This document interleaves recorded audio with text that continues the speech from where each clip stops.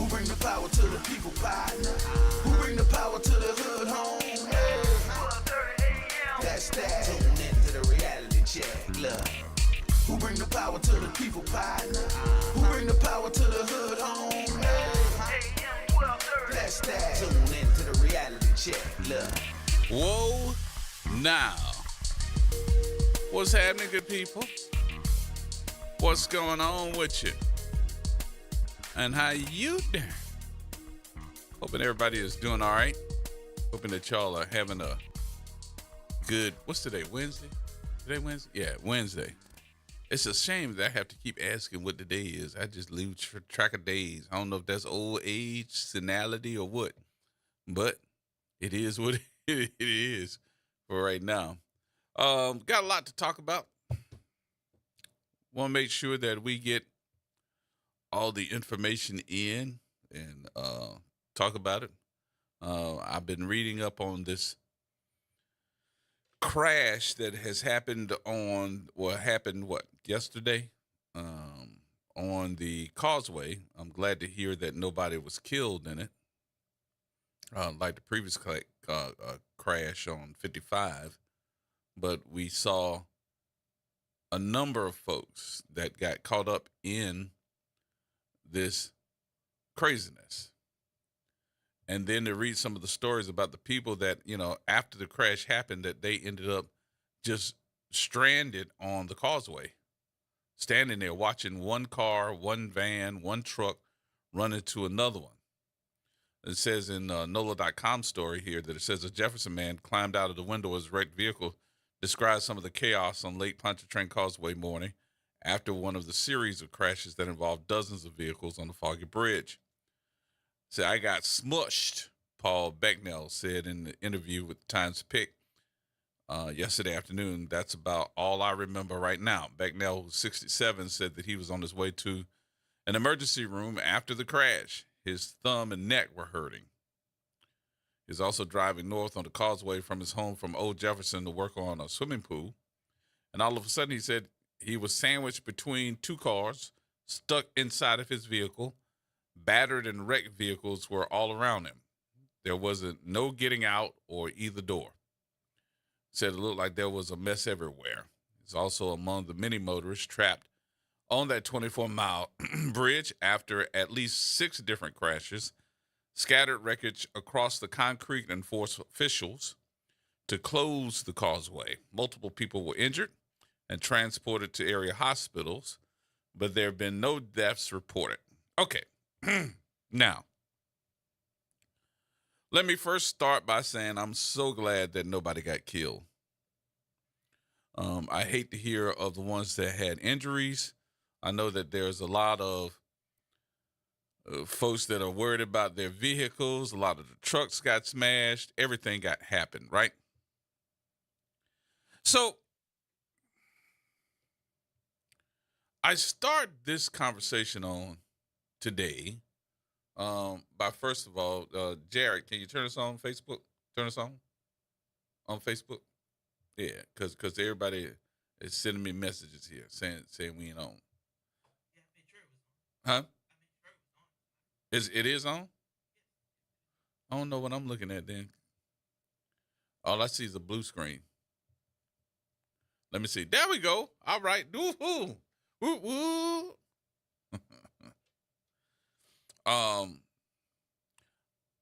Let me get back to what I was saying. I said the first thing that I would say is I'm glad to know that everybody was okay.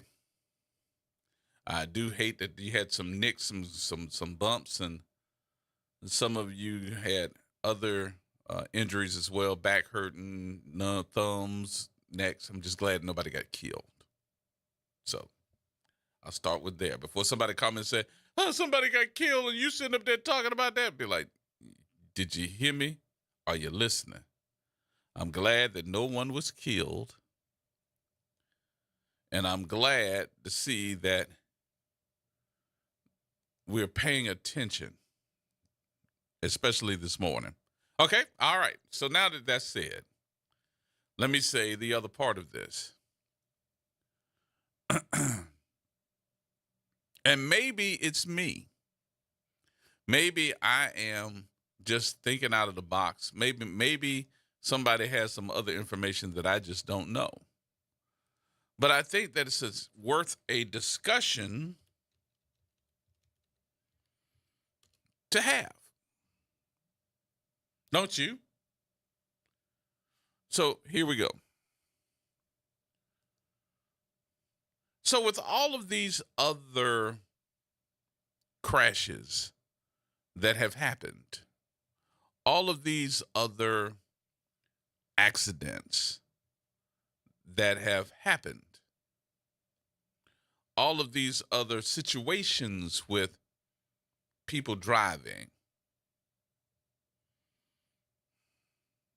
on the Causeway, the Bonnet-Carré Spillway, the Highway 55 overpass down by Manchac, in those areas.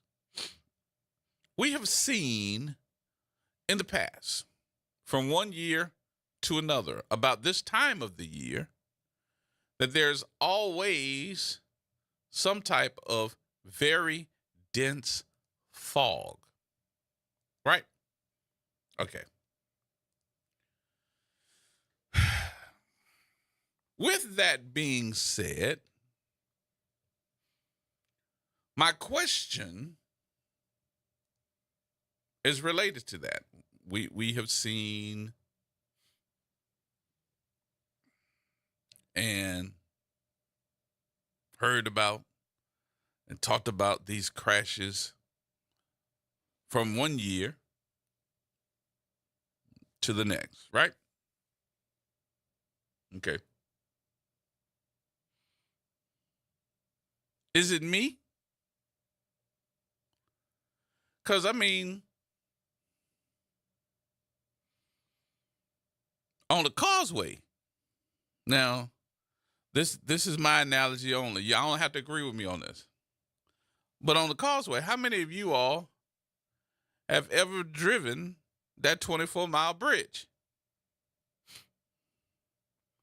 You can't go 5 miles without seeing one of the Causeway police officers, right? And they trying to pull you over. If you speeding, they gonna pull you if you speeding. No ifs, ands, and buts about it. That they will, right? Am I wrong in saying that? Because I've been pulled over by one.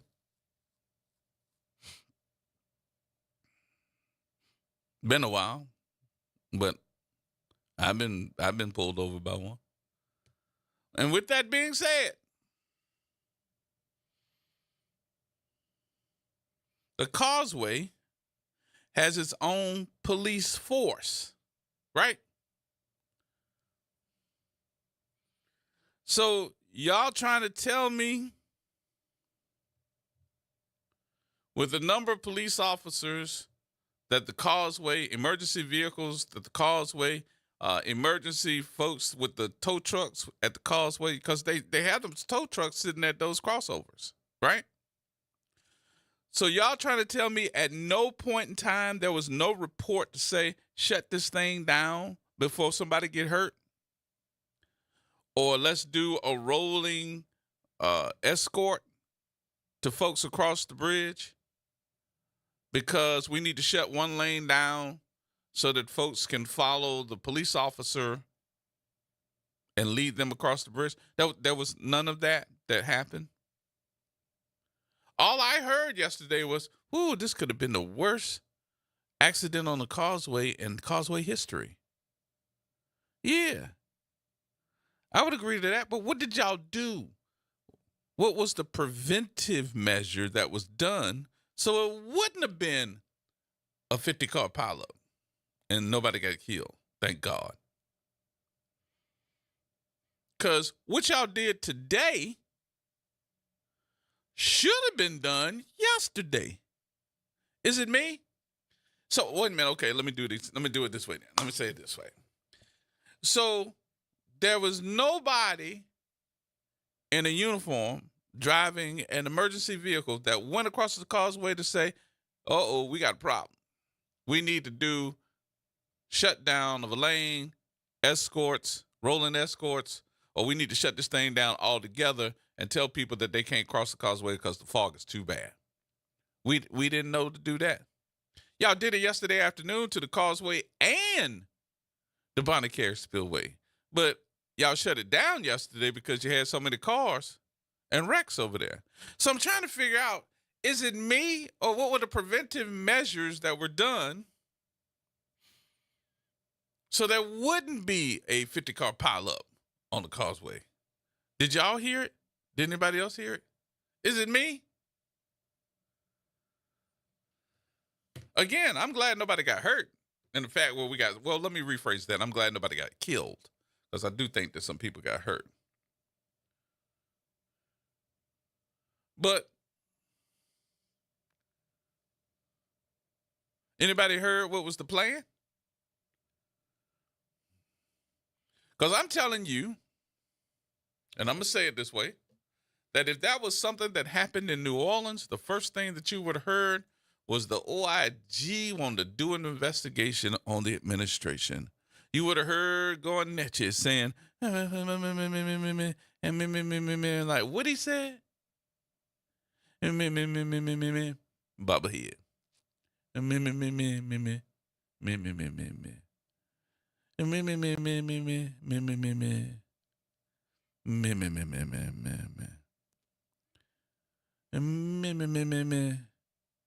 Man, it sounds like a car trying to start up. And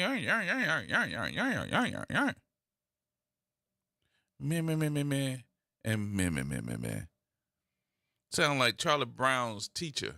Womp, womp, womp, womp. I know I'm gonna get in trouble for that one. All right, y'all, we gotta take a break. We'll take a break here. We'll come back.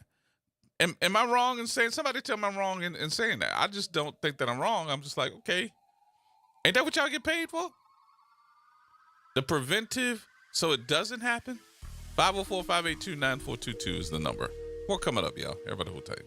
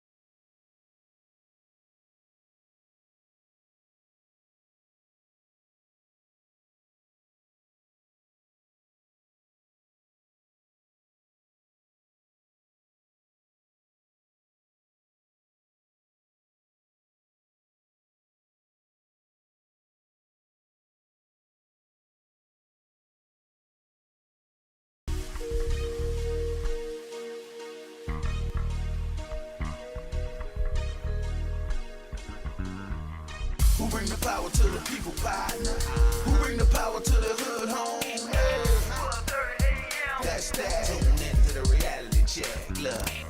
Who bring the power to the people, partner? Who bring the power to the hood home? Hey. That's that. Tune into the reality check. Look. All right, folks, welcome back. Welcome back. Gerard Stevens with you. Wednesday, hump day. I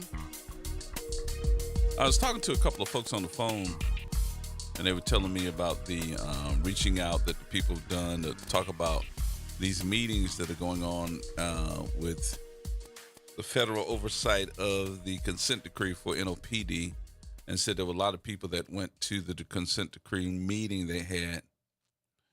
As I look at this story in NOLA.com, it says, after more than a decade under one of the nation's broadest blueprints for police reform, the New Orleans Police Department is closer than ever in entering the final phase of federal oversight. U.S. District Court Judge Susie Morgan will rule January 8th on a joint motion by the NOPD and the Department of Justice to enter a period of less intense monitoring after years of rectifying department-wide patterns of corruption, brutality, and discrimination detailed in a scathing 2011 Department of Justice investigation. If she grants the motion, NOPD will enter into a final 2-year oversight phase known as sustainment period, marked by fewer audits and a smaller punch list of tasks in areas including bias-free policing and community engagement. Governor Jeff Landry says that he believes the court's oppressive oversight should have been ending more than 2 years ago when Mayor LaToya Cantrell's administration filed a motion to terminate the federal consent decree. In a comment submitted last month, the governor said the court should terminate the consent decree in its entirety and skip the 2-year sustainment period. His hand-picked Attorney General Liz Murrell agreed. There is no ongoing violation of federal law, which means keeping the consent decree in place any longer unduly usurps the state's sovereign prerogative to enforce state law within its borders. Merrill also wrote in a November 8th comment that Representative Morgan Brungard reiterated at a public hearing Tuesday in Morgan's courtroom. Merrill also wrote that the consent decree's alleged $132 million annual price tag funnels millions of taxpayer dollars into private pockets. The judge asked where Merrill got her numbers, and Brungard responded that she would furnish those to Morgan, who is nominated to the bench by President Barack Obama. The state's position was part of a course that weighed into via email or in person at Tuesday's 3-hour public hearing for or against revamping the federal oversight. It included National Urban League president and former New Orleans Mayor Mark Morial, who said that the consent decree should continue as is. So did Skip Gallagher, a whistleblower whose analyst of public records uncovered widespread timesheet abuse and sparked a federal investigation. And civil rights lawyer Mary Howe pointed to dismissal of sexual assault clearance rates and unrealistic caseloads for detectives as evidence of a department that still tolerates and enforces under investigation of violence against women. Handful of downtown hotel managers and developer Press Kabakoff, along with the New Orleans Fire Department and New Orleans Emergency Medical Services, wrote that they were in favor of entering the sustainment period. And multiple representatives of Eye of Surveillance, a community group working to halt local government's expansion of surveillance, said they feel uneasy about ongoing racial disparities, increased forceful actions by police, and what they described as a potential ethical violation by a federal monitor who created a private firm, Effective Law Enforcement for All, and hired current and former NOPD officers. A Bourbon Street planner reader, William Marshall, urged the court to continue the consent decree because of NOPD's recent French Quarter sweeps, which hurt his business and constituted a waste manpower. Taking a more measured stance was independent police monitor Stella Cement, who had not previously weighed in on the issue. She asked the judge for a finding of partial compliance or failing that, an extended sustainment period spanning 4 years. The feedback we received is that this community does not feel confident in NOPD's ability to maintain reforms, that is, once federal oversight ends. NOPD has failed a core component of the consent decree, which is to build community trust. Is that true? Is that true? How y'all feel about this consent decree? Get rid of it or no? 504-582-9422. I've heard more folks, probably in the last, I'd say in the last couple of months, saying no. No. Don't get rid of it. Why is that? What you think? Is the consent decree needed in the city of New Orleans? Is it needed? And what you think? I think that is a viable question, especially for 2025. And is this sustainment period a way to say, okay, we're going to let you know what you're doing. We're going to take you off the leash and see, can you walk the straight road without just basically running away?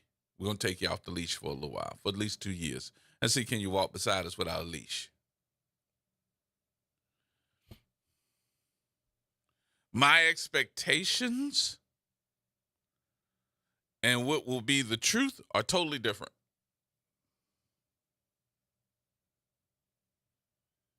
Let me say that again. My expectations and what would be the total truth are totally different. Because I would feel, now this is me, this don't go to everybody. I would feel, well, let me rephrase that.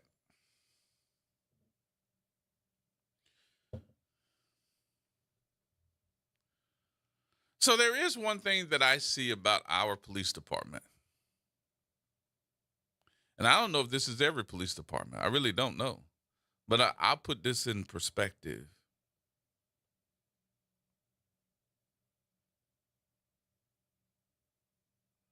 There are so many different cliques. This one got day boys. This one got this boys. This unit got day boys. And what's really disturbing to me about this, and you're gonna hear my phone start beeping when I say this. What's really disturbing about this is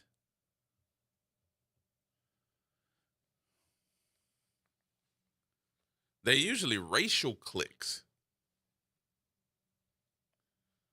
All the white guys in this room, they sitting over here. And if you put black officers and white officers in a conference room together, I can almost guarantee you what you're going to see is the white officer sitting in one area, the black officer sitting in another area. It's like no interaction between the two. It's like all the white officers go in their corner, all the black officers go in their corner. This clique over here, that clique over there. Why is that? Y'all supposed to be doing the same job. Y'all don't invite nobody to come sit in your area. Y'all don't have nothing in common. Is it like that for real?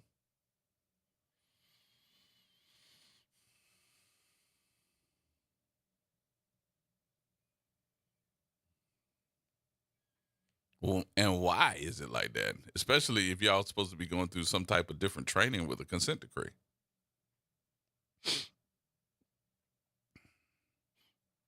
Or was that overlooked?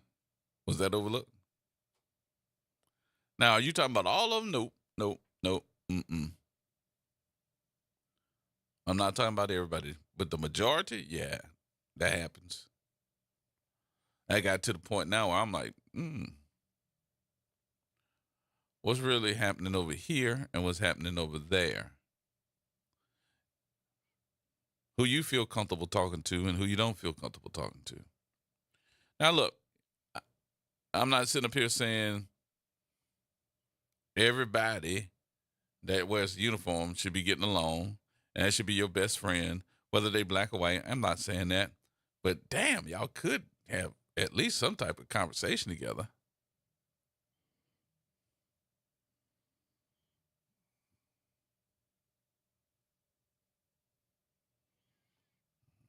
So I think one of the things that needs to be worked on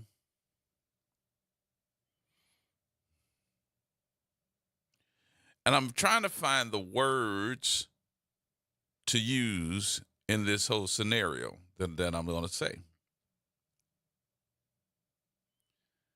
Before we sit around and talk about the consent decree and all the different things that you all have to meet as law enforcement officers, I do think that one of the things that need to be met as law enforcement officers in the NOPD and probably in any other law enforcement agency, I do feel that one of the things that you all need to work on is desegregating yourself. It's almost segregation, like the white officers go and hang out here, the black officers go hang out over here. I'm telling you, y'all put a bunch of officers with any type of rank. I'm not even saying just patrol or anybody. You put them together. Put them in a room together. You're going to see the division that comes up. The white officers go to the right and go sit down and have a conversation amongst themselves. The black officers go to the left and go have a conversation with themselves.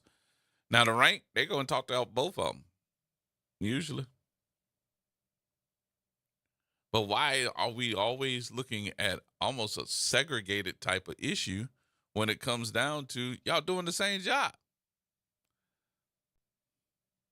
I thought y'all was supposed to have each other's back. How do you learn one another? Well, I don't like this one, and he don't like this one. Da da da da da. I'm not trying to go to your house and eat dinner. I don't even want none of your eggnog. I sure ain't trying to go see your children and your wife.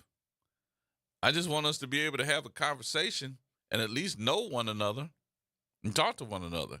But that's not part of my job duties. Okay. Maybe you need to make it a part of them. Probably wouldn't be so bad. Don. Hey, Gerard, good afternoon. What's going on with you there? Man, when I hear you talk about these, policemen and they talking about, the consent decree and all of this, I'm just flabbergasted, man. This is 2024, almost 2025 now. And a lot of the prejudice, et cetera, at the work office and space would be something that I would thought, people would have put a lot of those things behind. You come into a setting where, you're going to be with a bunch of people. Man, you just get a seat and you don't worry about, who's next to you. If it's somebody that's not of the same, persuasion, well, that's okay because y'all all, doing the same job and supposedly under the same policies and right. rules and regulations. I just find that, like you said, the segregation thing is something that, I just was taken aback by. I'm just, flabbergasted, man, where these people still can't put these differences aside, even at the workplace. And even then, like you said, man, why don't you get a chance to find out more about somebody that you might not know? Some person that might not be of the same color that you start talking with and hold a conversation. And I think what people find is that a lot of times they have a lot more in common than they have that are not in common. And they find out, man, this person could be somebody that, I can call a friend, especially in a place where, like at the police department, where you have to depend on each other's, in the call of duty, especially, Mm-hmm. when you're out in the street amongst everybody. I mean, you have to depend on that person, sometimes for protection. And So, it just, like I said, it just flabbergasted me when I hear you talking about, the segregated system and how people still seem to think that I'm, it's okay and that, you stay on your side, I'll stay on mine. Man, you're supposed to be together, a complex of people that work together, be it work, 8 hours, sometimes 10 hours. And if that's the case, man, why be a policeman? Why well, even be part of this thing? well, okay. So let's look at the unions for the police department. You got FOP, you have Yeah, PANO, and you divided. have BOP, Yeah, the Black Organization of Police, the Fraternal Order of Police, and and PANO, which is the local order for NOPD, right? yeah, yeah. Which one of No, the organizations do you think is the most valuable to African American officers in the yeah. NOPD? Well, I think Huh? the black, yeah, the boxer. You would think that it would be BOP, right? Yeah, all It, right. You would, it's not. yeah, and I think, It's not. and at the same, oh really? No. What are they all part of fraternal order or Fraternal PANO? Order. Fraternal Order, I think, is number one, and then PANO. Wow. Well, BOP is very, very low on the totem pole. yeah. Well, I think BOP was brought about because of the same thing that we just mentioned about the segregated Yep, system and the that's fact what I that thought. they weren't really people that wanted to be together. And I can understand that happening, especially early on, with the police officers not feeling that they were welcome, in PANO. But how strong are But they? have we gotten to a point where we should be past that? We're supposed to be.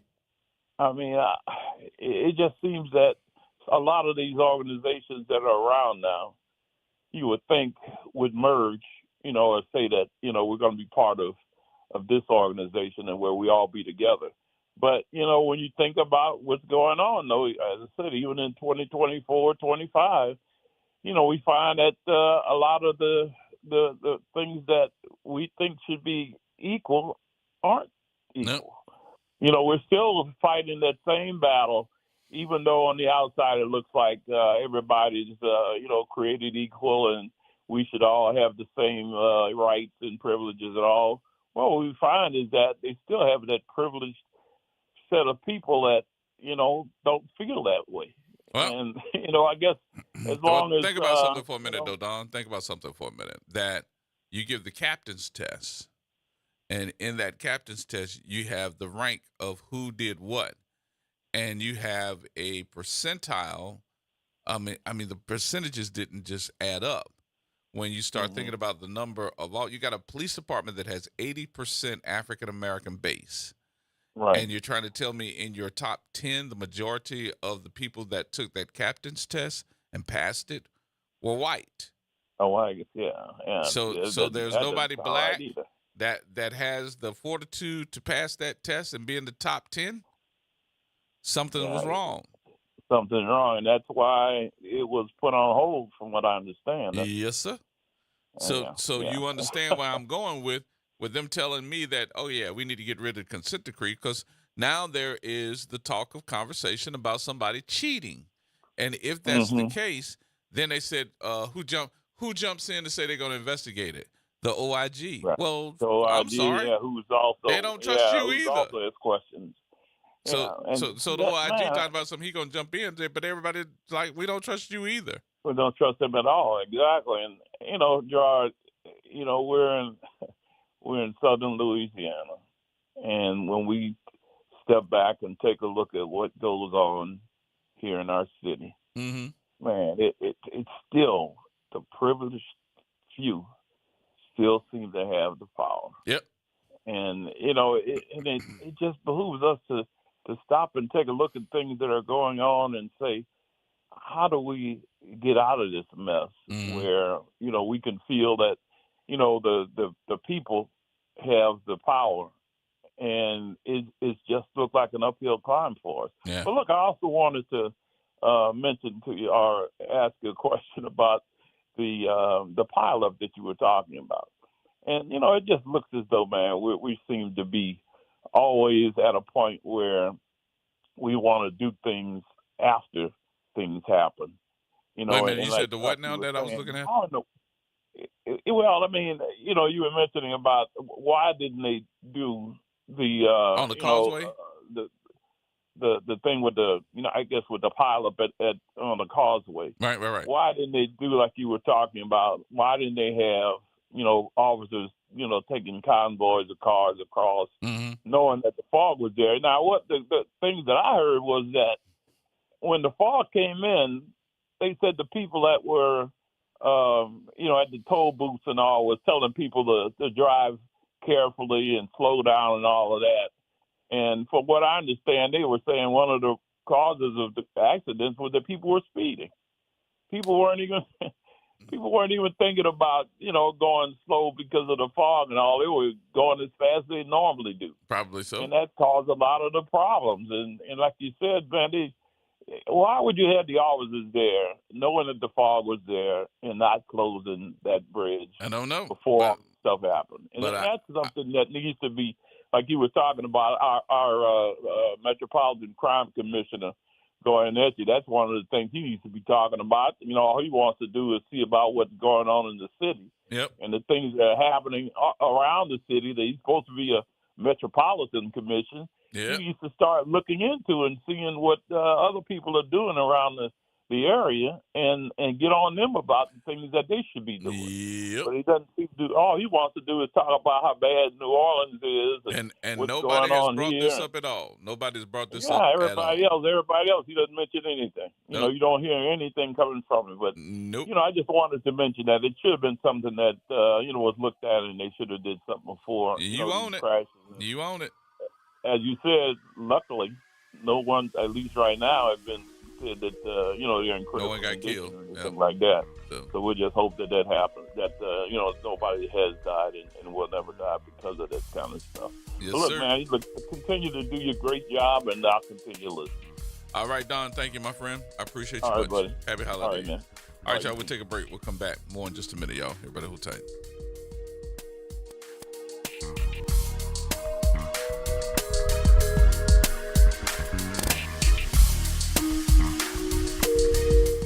Hey everybody, it's Graylin Bryant Banks. And Kimber White Dupree. From the front porch, y'all. You know how we do. Every Monday is Moving Monday. And Tuesday is Trivia Tuesday. And y'all know we have nothing but bad cheering coming through here on Wednesday. But stick with us. On Thursday, we travel. That's right. And Friday's Free Your Mind Friday, so get your brass up. Something on your mind? Want to get it off your chest? Holla at your people. WBOK 1230 AM, the station you listen to. All day long. NOLA Public Schools' main round enrollment for kindergarten through 12th grade is now open. With 73 schools available through the NOLA Public Schools Common Application Process, or NCAP, finding the right school fit for your family is easier than ever. List up to 12 choices to maximize your chances and apply by January 24th. We're all in, and we hope you are too.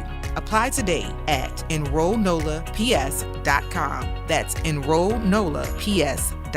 Delgado Community College offers programs in business, technology, health sciences, and the arts with over 100 career-focused degrees and certificates that are affordable, flexible, and transferable. We can give you the knowledge and skills to succeed. Start your post-high school education at Delgado or let us help you advance your career. Spring registration is Wednesday, December 18th from 9 a.m. to 3 p.m. at the City Park campus, the West Bank campus, or the Sidney Collier site. Visit dcc.edu to learn more. We all love surprises, but not if it's the flu or COVID. If you're 65 or older, vaccines are your best defense against severe illness from these viruses. Risk less, do more. Get started at vaccine.gov, paid for by the U.S. Department of Health and Human Services. Visit DePaul's new Algiers Health Center at 2801 General de Gaulle Drive to receive primary and preventive care for both adults and children. Services also include behavioral health, imaging, and on-site pharmacy, vision, Medicaid enrollment assistance, and more. For appointments, visit DePaulCommunityHealthCenters.org or call 504-207-3060. Hello, I am Bishop Fred A. Caldwell Sr., host of the Know Your Bible International radio broadcast, which is heard here on WBOK 1230 AM each Sunday morning at 8 o'clock a.m. So join me here for a blessing, won't you? Parents, are you looking for a school where your child can excel? Look no further than Inspire NOLA Schools, home of the highest performing open enrollment schools in New Orleans. At Inspire NOLA, we believe in nurturing every student's potential, providing an excellent education, and supporting their journey to success. Enroll today for the 2025-2026 school year. Visit enrollnolaps.com to get started and learn more about our schools and programs at inspirenolaschools.org. Join the Inspire NOLA family, where excellence is our standard. My name is Caleb Henry. And I'm Eli Henry. On behalf of the Henry family and Equity Media, we want to wish everyone a happy holiday.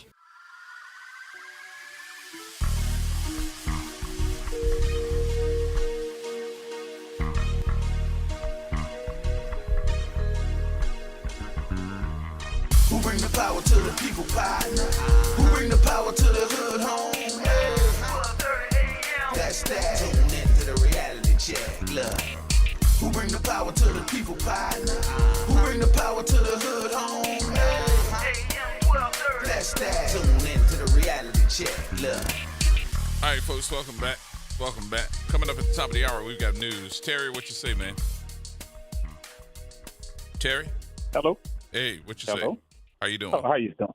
Oh, I'm all right. How you doing, Gerard? Good. That's good. I listen to you all the time. Well, thank you, about sir. the police department. To make them interact with one another, it's the rank on the watches. It's a what now? The rank. Uh-huh. Sergeant or lieutenant. If you make everybody have to ride with somebody at least once a month, that'll be part of your normal thing. You have to ride with them. Mm-hmm. And that'll make them interact with each other? To get along with each other. Right. But everybody have different things that they do. Everybody go to different places for lunch, for breakfast, for dinner, and they hang out in their little area that they feel comfortable in and other people. But you can learn from anybody if you hang out with somebody else new. You know, but if you stay in the same area and do the same thing over and over again, you won't broaden your horizon. You're still stuck on what you've been doing and never learn anything new. Plus, never create a new friend. Some people might, I know people who are different nationalities became partners. I'm talking about for 20 years because they rode together one day and they clicked. Everybody not going to click because some people like to smoke, you know. Some people don't like to smoke. Some people like to ride with the window down. Everybody have their little habits that you can either take or you can't take. So if you compromise, then, you know, you have to give and take. It's a give and take situation. And you can always learn something from somebody else. So even though you've been doing this way for whatever amount of years, the new youngsters come and say, oh, no, all you do is this, and like, I'd be doggone. I know it was that easy. But nobody taught you how to do it that way. And you in the dinosaur ages, and now the younger people are more computer savvy because we can turn the computers on everything. So let me ask you a question. Do you think that we need or we don't need this consent decree? Whew, that's a catch-22. The police department have nepotism. That's everywhere. Some people come on a job brand new and then go to a spot. Why is that so? I'm going to tell you why. Because my daddy been here for 30 years, my grandpa was here, my uncle was here, or whoever, and he hooked me up and I got the spot. Is that right? Of course not. But that happens in every firm. Just like you come on the show, anything. I'm just giving you an example. Go to a job, give you a 200% for 30 years, and then the 28th year, they say, Gerard, I want you to train this person right here. That's the person that's going to take your job. I'm going to be the president. You not. He's going to be over you. But that's just reality because that's their company. So some things you got to accept. And I know I'm bouncing around, but when you say that, this is the problem that I didn't agree with about life, about what we've been programmed to think. The program is go to school, get an education, get a job, right? That's the program. Get you a good job. Nowhere in the equation did they ever say, start your own company. Right. So we program to go work for somebody else, but we're not trying to start our own company. Like Master P started his cereal. For whatever reason, it's still not on the shelf. So we got to do what we got to do to get his cereal on the shelf because I don't know Kellogg's. I don't know Post. Yeah. I don't know Procter & Gamble. I know Master P. So I want to buy his cereal. Right. So if they don't want to put it on the shelf, then you find out where you can get it from. But all these big companies, they're not carrying it. Right. Now, Master P said he was trying to put it out, but they're not carrying it for whatever reason. So somebody has it, but Amazon don't even have it everywhere. You just got to find it. You got to find it. Or better yet, ask him. He'll tell you. I did, but I can get it. My daughter couldn't get it in Florida. Right. But let me talk about panels. The problem with the way it's set up, panel have a voice in the community. They have people calling, asking you want to donate to panel, and they're very vocal, and they come out and they represent themselves. The other organizations don't do that. You talking about Bob? They don't come. Huh? You talking about Bob? BOP, they have a female, I can't think of another one, a female organization too. That's for females, and they have BOP. So, they got to do more representation and start kicking it up if they want to compete with Panel. Panel been doing this for a long time, and they got their stuff together. Yeah. So it's not going to come to you unless you fight for it. So if you want to continue staying right there, not fighting to be number one, continue being number 2 or 3, whatever it is. All right. Thank you, Terry. Appreciate you, boss. Okay. I'll talk to you later. All right. We got more coming up, y'all. We got news next. Mr. Gowman, I see you. Hold on. We coming back in just a minute.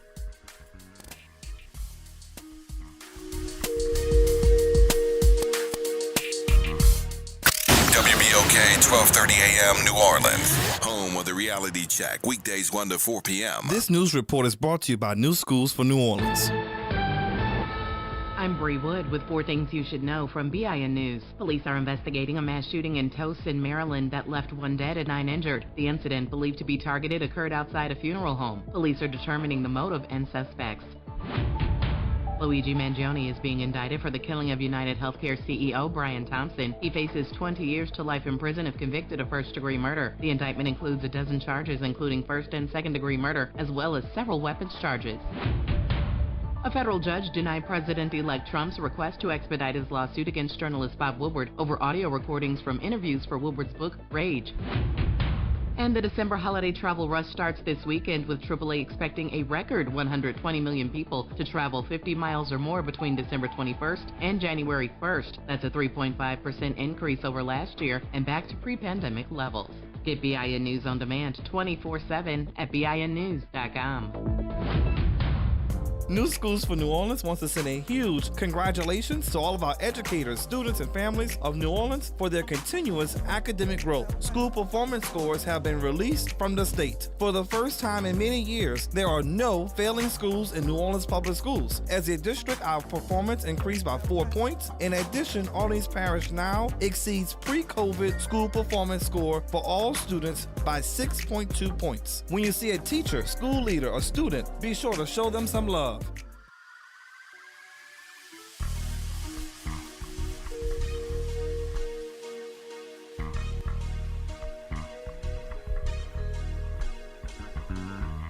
Who bring the power to the people, partner?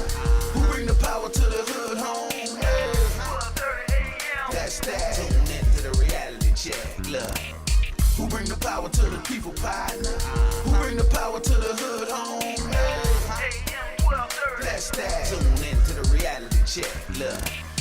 All right, folks, welcome back to the second hour. My number 504-582-9422. Mr. Galman.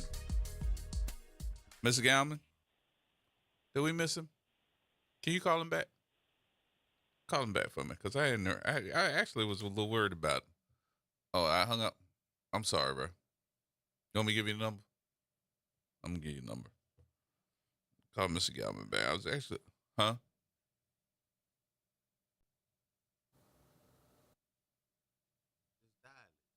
Huh? I can't hear you.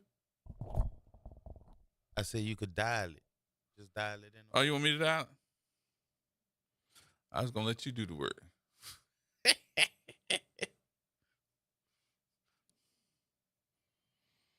So, I was actually worried about him. I'm going to just go ahead and dial it in. Hold on, that's wrong. That's the wrong thing. You dialed it? Oh, that's him? Oh, you want me to dial?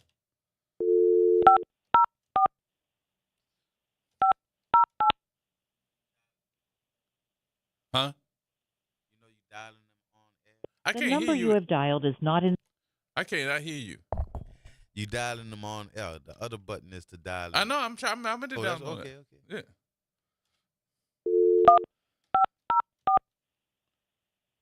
You ain't dial one at first. You don't dial one. No, that's long distance, huh?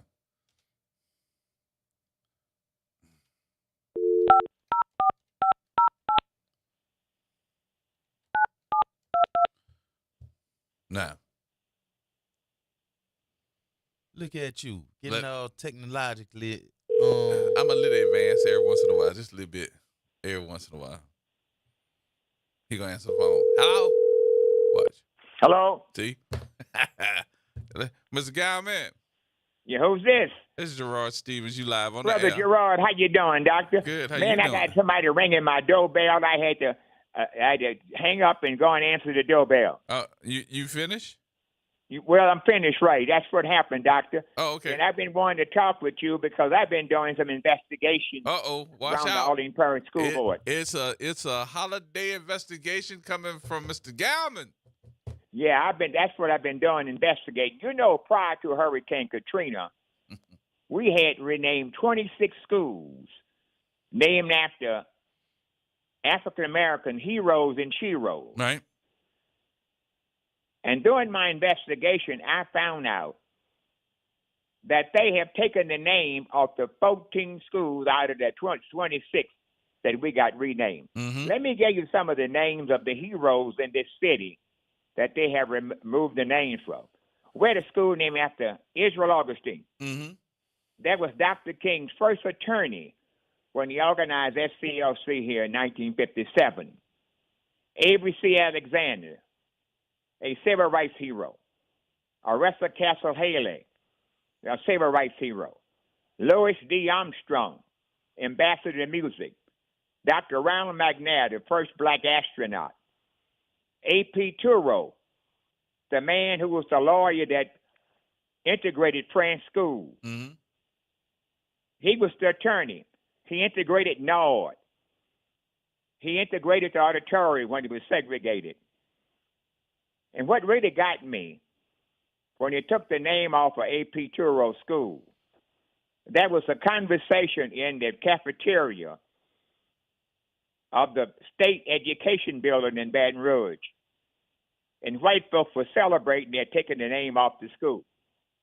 One white person made a comment that A.P. Turo looked like a white man, but he was the most dangerous nigga in Louisiana because he was the one led to fight on civil rights cases in this city.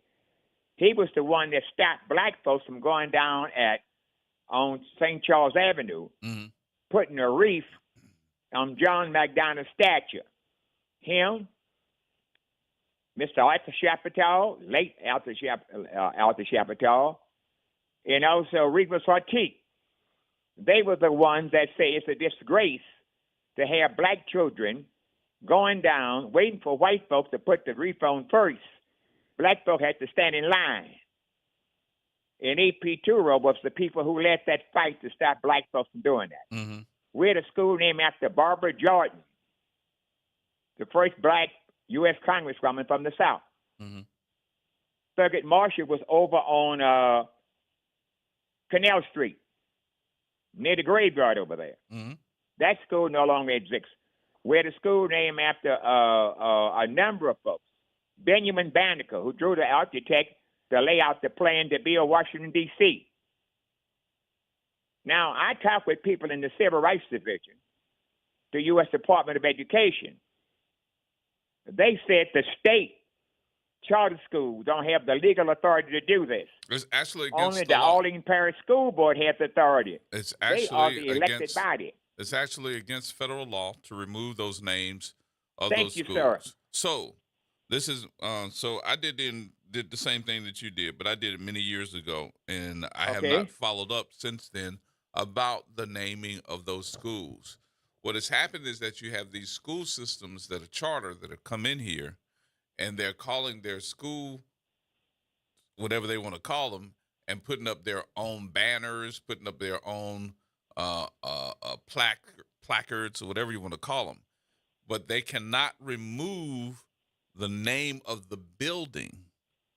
So they're not calling the school by who it was named after, but they do have to leave those civil rights folks' names on those buildings. But they're not calling this building after that person. They're not calling the school after that person, but the building is named after A.P. Turo. The building is named after Aretha Castle Haley. And so that's actually being, to me, is a form of cover-up. Well, they don't have the legal authority to do that. Nope. Why would the school board? They got lawyers. The school board has lawyers under contract. Why did the Orleans Parish School Board lawyers allow them to do that? They have no business putting no other name Orleans up on the Parish school. Board is actually being run now by the state and by the other board that is for many of the charters. They got a charter school board too. So those charter schools are being named whatever they want to by the companies that are coming in that are holding those schools, and they give those school buildings to those charters. Well, let me say this. I went to a meeting in Washington, D.C. regarding charter schools. Charter schools was open for two reasons: to control the money and to control the curriculum. And they focus primarily on African schools. That's predominantly African-American districts and Hispanic districts. That's what they're concentrating on, is to control the money and control the curriculum. It's a business.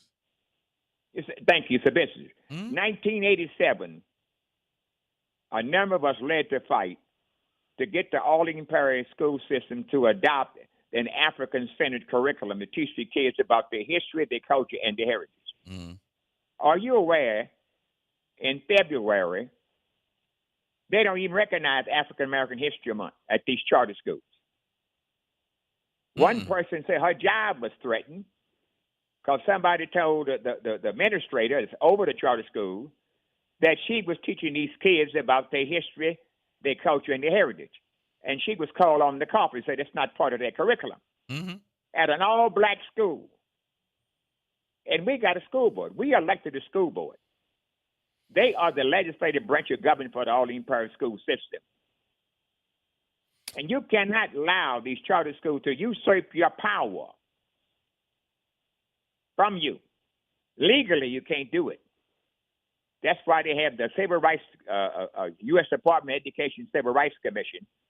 I filed a complaint against them about their magnet schools. And they got rid of their magnet schools mainly because of the complaint I filed. And what they were doing was buying the exit exam out of Hope, Arkansas, and giving it to white students and not giving it to black students. That's why these white students were scoring so high on the exit exam. Mm-hmm. I don't think they give the exit exam anymore. But you're talking about the test for the police department. You can buy any test you want in this country if you got the right amount of money. Or the right contacts. Thank you. Now you're talking. But the thing about it, man, we don't have no input on what goes on a test. Mm-hmm. You might ask a black kid, what is the Eiffel Tower? He would know. But you ask him what a project is, he would know. See, Davey, who wrote Rhapsody in Blue? A white kid might know that. Mm-hmm. But a black kid would not know that. But if you ask the question on the test, a song by Marvin Gaye, what's going on, that black kid probably would know that. See, that's the kind of game they play with black folks. Well, I we think don't, that don't has sit to do down a lot and prepare the data to go on the test, do we? I think that has to do with a lot of what curriculum is being put up and put forth. That's why they want to control the curriculum. And we got to be very careful of some of the blacks that we elect to public office.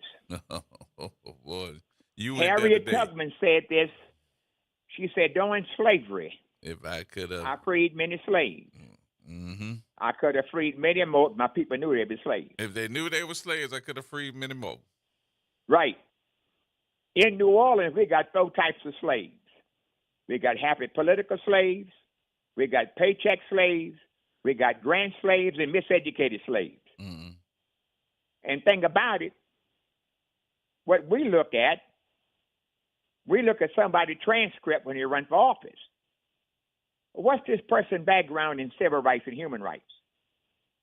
Okay? Dr. King said, if a person refused to stand up for his people before they elected, they're not going to do it after they elected. Mm-hmm. And you take a look at that Orleans Parish School Board. You wouldn't find one person on that school board that's African American with a background in civil rights or human rights. Same way with the city council. You would not find anybody on there can show you one thing in civil rights and human rights. When they run for office, they want to show you their transcript. But let me say your biography to show you what you've been involved in this community. Where were you when we was fighting to renew the Voting Rights Act? He was too young to march in 1965. Mm-hmm. But we've had to renew the Voting Rights Act 4 times since 1965.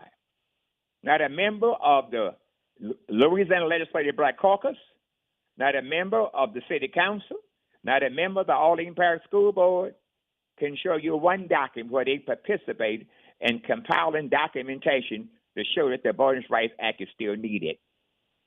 We must do a better job in evaluating the people that run for public office in this city. Okay? Dr. King said he refused to stand up before they elected. They're not going to do it after they elected. So check this out, though, and I think this is important. And I said this. I was waiting for somebody to give me the pushback toward it, but I didn't get pushback or say yeah. So back in, I would say probably the early 2010s, somewhere in that area, there was a group that got themselves together when we were getting ready to vote for a new mayor. I think this was before the Mitch Landrieu administration came in. That group of white men that had gotten together called themselves a group, and that group was called Forward New Orleans. And yes, I remember that. And many of the folks that were running for office were pissed because they were saying, if you're going to run for office, you need for us to interview you, and you need to take our exam. You remember that? I remember that. And also that group Dr. George McKenna was the superintendent of the Compton school system. Mm. And he applied for the job as superintendent. The school board had him to go downtown for the white businessmen could interview him. To interview him. Yep.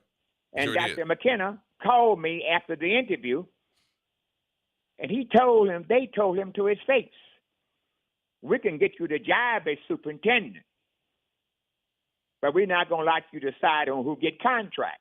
Hmm. And Dr. McKenna, he said, I'm going to serve as superintendent. I'm the executive administrator for the Orleans Parish School Board. Mm-hmm. And you going to decide on who get the construction contract, the professional service contract, and the vendor's contract. Right. Dr. McKenna said, take that job and shove it. Right. And he went back to California. And he talked with me. I knew George from the 7th Ward. We grew up in the 7th Ward together. Well, one of the things that I was going to bring up in that whole scenario is I think that black folks should be getting together and putting together some type of agenda to interview some of these candidates that are running for office, and not in that type of scenario, which you were talking about with Dr. McKenna. But I do think that there has to be an agenda that is put together, that some of these black organizations, whether they are together or not, need to be able to say that before you run for office, you need to talk to us and let us interview you and score you on taking this exam. What's wrong with us doing it if it's already been done before by another organization? That's true. But one thing I've learned about a number of these school board members and black legislators, they are afraid to come on WBOK radio station. Oh, yeah. Because I know if they stay on there an hour, the moderator and the community is going to go from Genesis to Revelation on them. So they're not going to come on BOK. When was the last time a school board member been on your show, an elected school board member, talking about the 3 types of contracts I had mentioned? Construction contracts, professional service contracts, and vendors. Who getting those contracts? Nobody that I know. They don't want to come on. They don't want you to question them. No. And they don't want the audience to question them. So they stay away. Same way with redistricting. How many people came on WBOK radio station and said that we're not going to increase the size of the city council? Mm-hmm. That's the first thing that Atlanta, Georgia did when they got a majority black city council. They went from 5 single-member district to 12 single-member district. I worked in 2 campaigns when I was in Atlanta, Georgia. Right. A guy named Young and a guy named Hall, Kwanzaa Hall. They spent less than $4,000 in one their councilmatic district. Kwanzaa Hall ran around Ebenezer Baptist Church in the Civil Rights Museum for Dr. King. Young ran around the University Complex, ran Vine City in Atlanta, Georgia. They spent less than $4,000. Mm-hmm. They got blacks in this city are spending something like $65,000 or $70,000 to be a councilman. Their districts have over 70,000 people in their district. How in the world could one person represent 70,000 people? We need to expand the size of the city council from 5 single-member districts to 12. And most of these blacks who run for councilmen, they go to white Republicans and get their money to run. And white people have made it a history to invest their money in safe Negroes. They have mastered that. They mastered it after physical slavery ended. How many people who you know served as slaves that got elected after the slavery ended in 1865? Can you name one in New Orleans? No. I've looked at it. I cannot name one person that got elected after 1865 that got elected here in New Orleans. Most of the people who they got elected after that were people we call people of color. Okay? So we have to sit back and evaluate the people that we elected public office. Mm-hmm. And Carter G. Woodson wrote that book, The Miseducation of the Negro. Man, that was a hell of a book he wrote, but we don't appreciate that. But he was trying to tell you, the fact that you got to elect people that's going to represent your interests. All right. Like we talked about this about several months ago. Yeah. About all the money came into New Orleans after Hurricane. Remember we talked about that on BOK radio station? And we still don't know where it is. You're talking about $2 billion? $108 billion for Katrina and $12 billion for Rita. That all occurred in 2005. Mm-hmm. I have yet to see a financial report on who received the money. Right. Now, I do know something about down in the CBD. I know the Singer Theater got $15 million. They weren't eligible because they weren't even open when Katrina hit. Right. The Joy got $5 million. The Lowe's got $5 million. And the offering over there by Roosevelt Hotel got $5 million. Private industry. They weren't even open. And HUD said they weren't open. They should not have qualified for any money. The money they sent in here, they sent billions in here to help business that was damaged by Hurricane Katrina. And they ended up getting in the hands of business that weren't even open. And that's not even But how many including the blacks number in of the 7th Ward homes. and the 9th Ward got money? Yeah, that's not even including the number of homes on St. Charles Avenue that got hundreds of thousands of dollars, $600,000, $300,000, and those houses didn't even flood. Called flood proof, right? They got a house got $600,000 to flood proof the house. Right. If you go to the tax rolls in Aaron Williams' office, the value of that house not even $300,000. Yep. How do you get $600,000 to flood proof a house that's not valued at $300,000 on the tax roll? Yep. Can you explain that to me? I don't know. Your disdain is just like mine. So I don't know, Mr. Galvin. But I got to take my break here. Okay, I appreciate you giving me the time, but they got folks scared of you. They're scared to come on your show program. Oh, that's all right. They They just are gonna be afraid scared. because you're going to ask the right question. But wait until what? We got 2 more weeks until the new year, and I'm hearing all these folks getting ready to run for all these different offices. We're gonna come up with an agenda. I'm gonna work with you. We're gonna come up with an agenda of things that we need to ask each one that's running for office and how they're gonna correct it. Okay, you got my support. Thank you, sir. Appreciate you much. Thank you. I'll talk to you later. Hashim, hold on. I'm coming back. Let me take my break here. We're gonna take a break. We'll come right back, y'all. More next.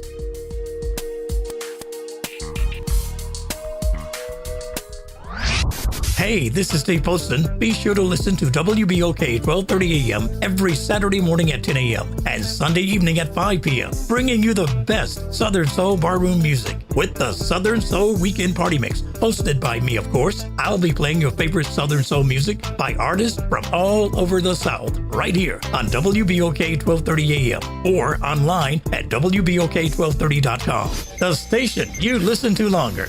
Listen to longer. Listen to longer. Tired of the impersonal, one-size-fit-all style of banking? You deserve a bank that delivers exceptional service and personalized attention to your needs. That's the Home Bank Standard. Since 1908, Home Bank has been a trusted financial partner for businesses and families because we go the extra mile to help you reach your goals. See for yourself why Home Bank is good for business, good for life. Stop by any New Orleans area location or find out more at home24bank.com.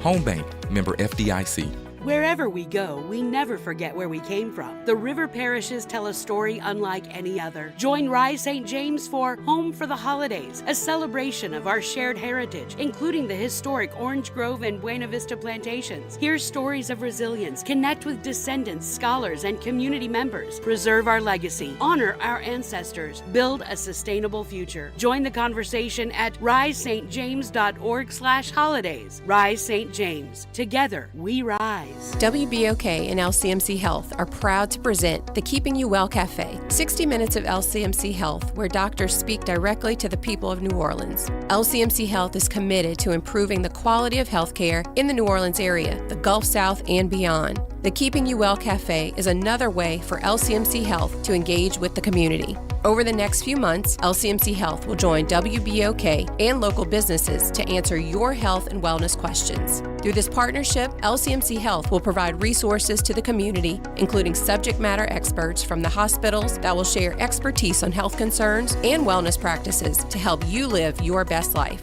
Tune in to WBOK during the last hour of the reality check, or catch us at lcmchealth.org and follow us on social media.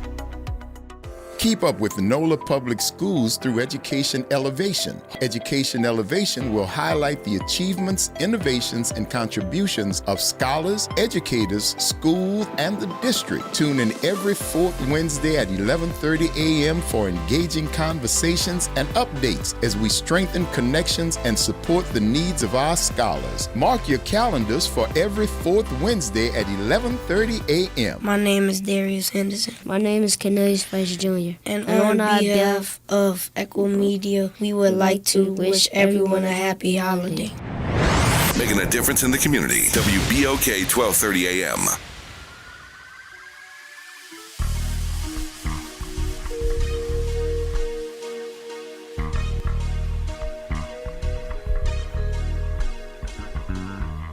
Who bring the power to the people, partner? Who bring the power to the hood home? Hey. That's that. Tune into the reality check. Look. Who bring the power to the people, partner? Who bring the power to the hood home? Hey. That's that. Tune into the reality check. Look. Right, welcome back, folks. Welcome back. One of my partners just sent me a text message, and I told him, I said, I'm going to read it. I ain't going to tell him who sent it, but I had to read this when we were talking about the consent decree as well. He said, G, how you going to get rid of the consent decree when your manpower is short by some 400 police officers? And how are you going to be efficient with insufficient personnel? They're even short of 911 dispatchers and ambulance drivers. Like, duh. That is an issue. That is an issue. Have we thought about that one? 504-582-9422. Asheem. What's happening? How you doing, brother? What's going on, Big Money? I'm trying to make it. I believe you're making it. I hope so. It don't look like it sometimes. That's all right. Some days better than others. Yeah, that's everybody. What you got for me? I was listening to Mr. Gorman, and the way you get $600,000 for a project like that for a house that ain't worth that much is because you giving $300,000 back to somebody. And the problem in this city is it is really about kickbacks and corruption. I'm the cable man, and that's part of why I'm calling, because you're talking about the consent decree and getting rid of a consent decree. I'm kind of in between, because New Orleans is a special city, and you got to deal with special people a special way. And sometimes we don't like what happens in New Orleans, but sometimes that's necessary to keep order here. Mm-hmm. Just like when the guys went in there and tried to rob the Arab guys in a grocery store, and he killed the Arab guy. I was listening to your show, and people called in was mad because he killed a young boy, which is tragic. You should have heard how many people I had called me afterwards to say he should have killed him. Yeah, exactly. That's where the people at right now, because people have had enough of it. And when I listened to the gentleman on television, he said, I prayed for both of those young men. But he said, I pray for them, but I have to work and live. And I get it. Now, they didn't just kill the cable guy out there for nothing. Am I wrong in assuming? Yeah. Cox Cable Man was killed in the East. Yeah. In the 8,000 block of Dwyer. What happened? A man for trying to rob him for his cable wire. So they kill him for it. They're trying to rob him for the cable wire. Yeah. The so copper. Not a mailman in Holly Grove got carjacked and robbed. Yeah. I mean, like, there's a point that society reaches where they like law and order has to rule. It has to represent all. Mm-hmm. But if we living in this wild, wild west, open door saloon mentality where people think they can do what they want to do, that's not conducive to a viable society. And so when you talk about the police decree, we're asking the police to do a job in one of the most dangerous cities in America with handcuffs on. You gotta, and trust me, I grew up in the era where the police was doing whatever they wanted to do, and they did me wrong a few times. I can tell you stories about. Mm-hmm. But I wanted something done, but I think what's been done to them is too extreme. Like you got to take the handcuffs off and let the police be able to deal with the problems that's manifesting itself in our city, because right now you got people who are just breaking the law and don't think they got no repercussions. And that's another thing we need to talk about, the mentality that thinks it's okay to steal in a mall and run from the police and then kill 2 and 3 people because you don't want to go to jail. Mm-hmm. Nobody wants to take their lick. Like the way I grew up, if you did something wrong, you got caught, take your lick. They don't want to take their lick. They don't think the system is fair. Everybody can just do what they want to do, and from the president on down, everybody can. I mean, the future president, everybody can do what they want to do, and there are no repercussions or nothing, no accountability. We have to figure out as a community how to be responsible, how to be sustained. But this attitude that the world owe you something is one of the worst contagions that's going on right now, brother. So That's and I appreciate you analyzing that. So notice what I called it, analyzing. But I guess my question to you and everybody else, and maybe this to be the $1 million answer. What to do? We got to stop congratulating them. We got to stop putting championship pins on people who ain't worth a quarter. We got to start calling a spade a spade. Get back to basics. Like, I can do something and come home with $1,000 and my grandma look at me and say, you still ain't nothing. We got to stop calling people something who ain't nothing. It ain't doing nothing. And we got to start calling it out and living according to Christ's principles. That's what we got to do. You think we'll do it? I pray, brother. I pray. No, for real. I'm for real. I mean, I pray. I ain't trying to put no pressure on you, bro, but I'm trying to make sure that, you know what, if we believe this, then where do we start? We got to start from the beginning. What they say, we start at the beginning. A is for aardvark. And we start at the beginning, and we start it all over again, and we get back to basics, respecting people and respecting elders and respecting women and respecting brothers, each other.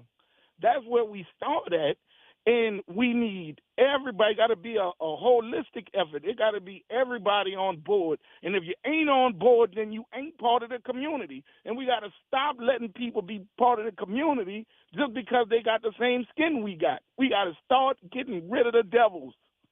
This is in the Bible. Mm-hmm. This is how the original Christian family got rid of people who look like them. If you don't act like us, then you're not us. And this is where we got to build a foundation, an organization. I'm not a businessman to be able to put, because it is business too. We got to start recognizing that. Right. To put it all together, they got people with educations, financial educations, spiritual educations, even intellectuals that can put this together, and nobody is taking the time to care about it. Like, it's business as usual. That's why the Democrats lost. They forgot how to play the game. The name of the game is winning. Then when you win, you can do what you want. But first you got to win. First we got to get these young people on board. First we got to get these business people on board. Get them on board, and then we set the rules, and then we make it fair. And all this greed and corruption is destroying us from the inside. Mm-hmm. I just see it so vividly, and I wish I could save the world. I guess I can't. It is what it is, but I think that more brothers like with your show and brothers who I run into a lot of good brothers. We can do this. We just have to put the work in, and that's one thing that the other older generation than ours said that we don't do. We don't do the work. Yeah. We do the talk, and we don't do the work. And sometimes I want to do the work, but I don't have an outlet to do the work. Yeah. Like, I don't know where to go to do the work. People don't reach out to me to do the work. I'm just Joe Blow. Yes, indeed. But I can talk to my neighbors. I can call WBOK and speak to people that's listening. That's a blessing. And I can tell my brothers, oh, y'all listen to WBOK. Turn it on. That's the message. Oh, man, what you talking about? Like, man, it ain't always got to, sometimes you got to hear the community and tune into what's going on. And right. I just think we need more brothers like that, and God is in control of everything. Yeah, anyway. that he is. That he is. Hey, brother, I just wanted to hear where your mind was today. I got an ear full, so I'm happy now. Thank you, brother. Thank you for the opportunity. Our team always good, I my brother. appreciate your show, and I appreciate being able to call in. I appreciate you, brother. Thank you again. Thank you. All right. Hey, Ron. What's going on, G, brother? You the man, brother. How you doing? I'm trying to be one day at a time, man. Well, first shouts out to the Fatherhood Roundtable as well as the People's Political Party. To the brother who just hung up, call me. You heard me? 504-259-7037. Once again, 504-259-7037. I agree with a lot of the brother's sentiments, but one of the issues that we have is that, number one, we keep on thinking that the youth is just going to wake up and just going to somehow snap out of the hypnosis what the so-called leadership done put them in, right? Mm-hmm. You ask the question, how do we take and fix it, right? First, we got to start in these schools. A lot of people within the city, they know the curriculum that's going on within these schools. They're teaching our children about Christopher Columbus, but not teaching our children about Fannie Lou Hamer. Mm-hmm. That is a problem. When you look at the age, and G, you work at the jail, right? Mm-hmm. So you see what the age limit, right? You see the difference from Jefferson Parish compared to Orleans Parish as it relates to some of these different operations that's going on, right? Like say it, you look at the what the thing called? The monitor, the house arrest thing. The monitor issue, yeah.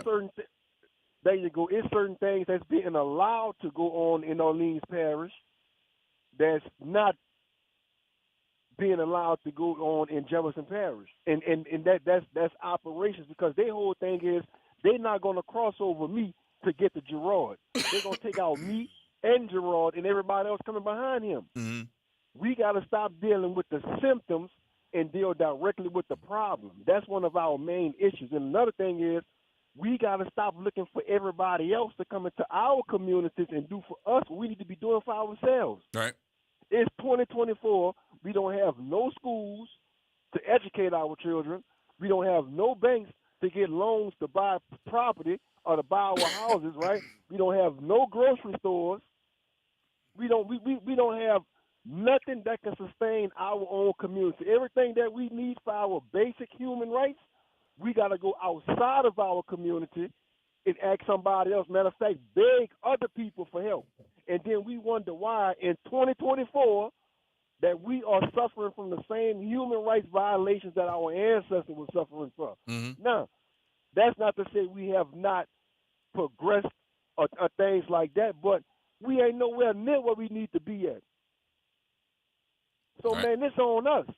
Because, again, every election season we say what? Vote or die, vote or die, vote or die. We voting and we still dying. So we got to start making it seem like voting is our only way out. It's certain things we got to stand up and do, especially as black men. It's certain things we got to stand up and do to ensure that we see I would just do, especially for our kids in our communities, as well as our black women, right? I was in a store the other day, and it was so crazy to me how all these brothers, black men, was in a store, and they hear this person talking to an elder the way how they was talking to. I'm just standing back, waiting to see. Man, when one of y'all gonna say something? So of course I stood up and said something, and then after that, oh man, I was going. You wasn't gonna do nothing, because if you was gonna do it, you would have done it. Mm-hmm. Brother Mims always say, if I fall down, do I gotta turn around and ask you for help to help me get back up? No. If I see you fall down, I'm supposed to automatically extend my hand to help, to ask, let me help you up. So it's things we gotta do, straight up. And to that brother, one more time, you make sure you call me, brother, 504-259-7037.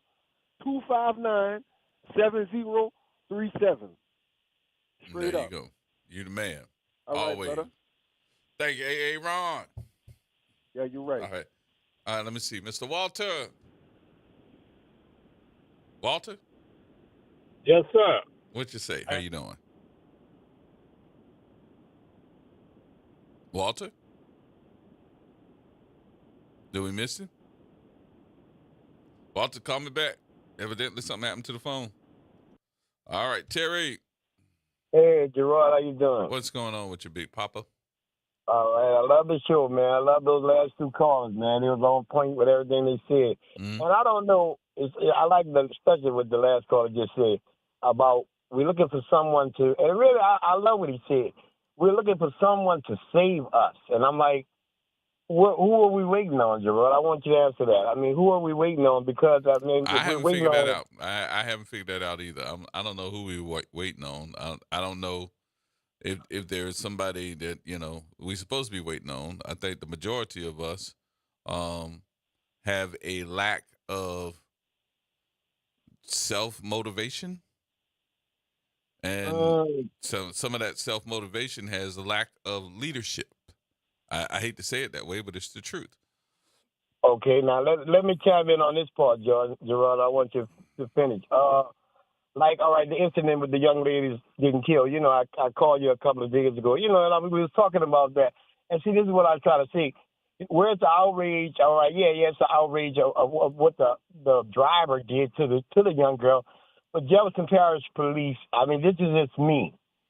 They initiated everything, because if you're gonna follow everyone every time there's a what they call that what did they do, shoplifting? Mm-hmm. I mean, what, y'all gonna kill everybody on the highway just to get everybody who is stolen out of the store? I mean, are those materials worth more than life? I mean, people got to come to reality with life, Gerard.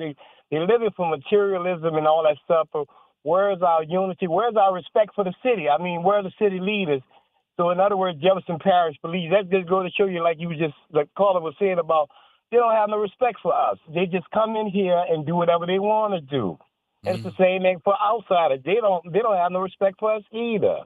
Mm-hmm. I agree with you. I'm not arguing at all. I agree with you. But I think that at some point in time, now this is something, too, that has to be considered. How that works out, I don't know yet. I'm just saying this off the top of my head.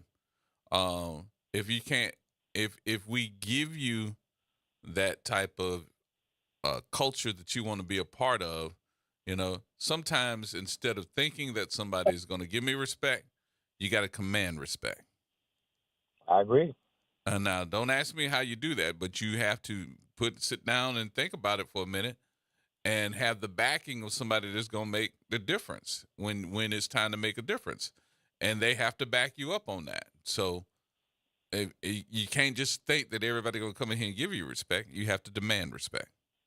I agree 1,000%, and I'm going to let you go because I know you got other callers. All I'm saying is, like the last two callers said, I hope we get out of that mentality of thinking someone is going to come save us, especially if you're talking about Jefferson Parish, Slidell, St. Tammany. I don't care where they live at. They're not going to come help us. They really don't care. Yeah. All right. All right, cool. Thank you, Terry. Appreciate it. All right, Walter, you back? Yeah, Walter. Yeah, I'm back. There you go. Hear me? How you doing? Pretty good. I'm giving you my little 2 cents. I got it. Come on with it. You know, that big quarter. I know it's a quarter the guy worth. that was head of the guy that gave all the information. I agree with what he was saying, but we have to hold our own people accountable. I'm kind of upset that everybody when a guy got killed in the store, and even the girl that talking about the police shouldn't have been chasing her.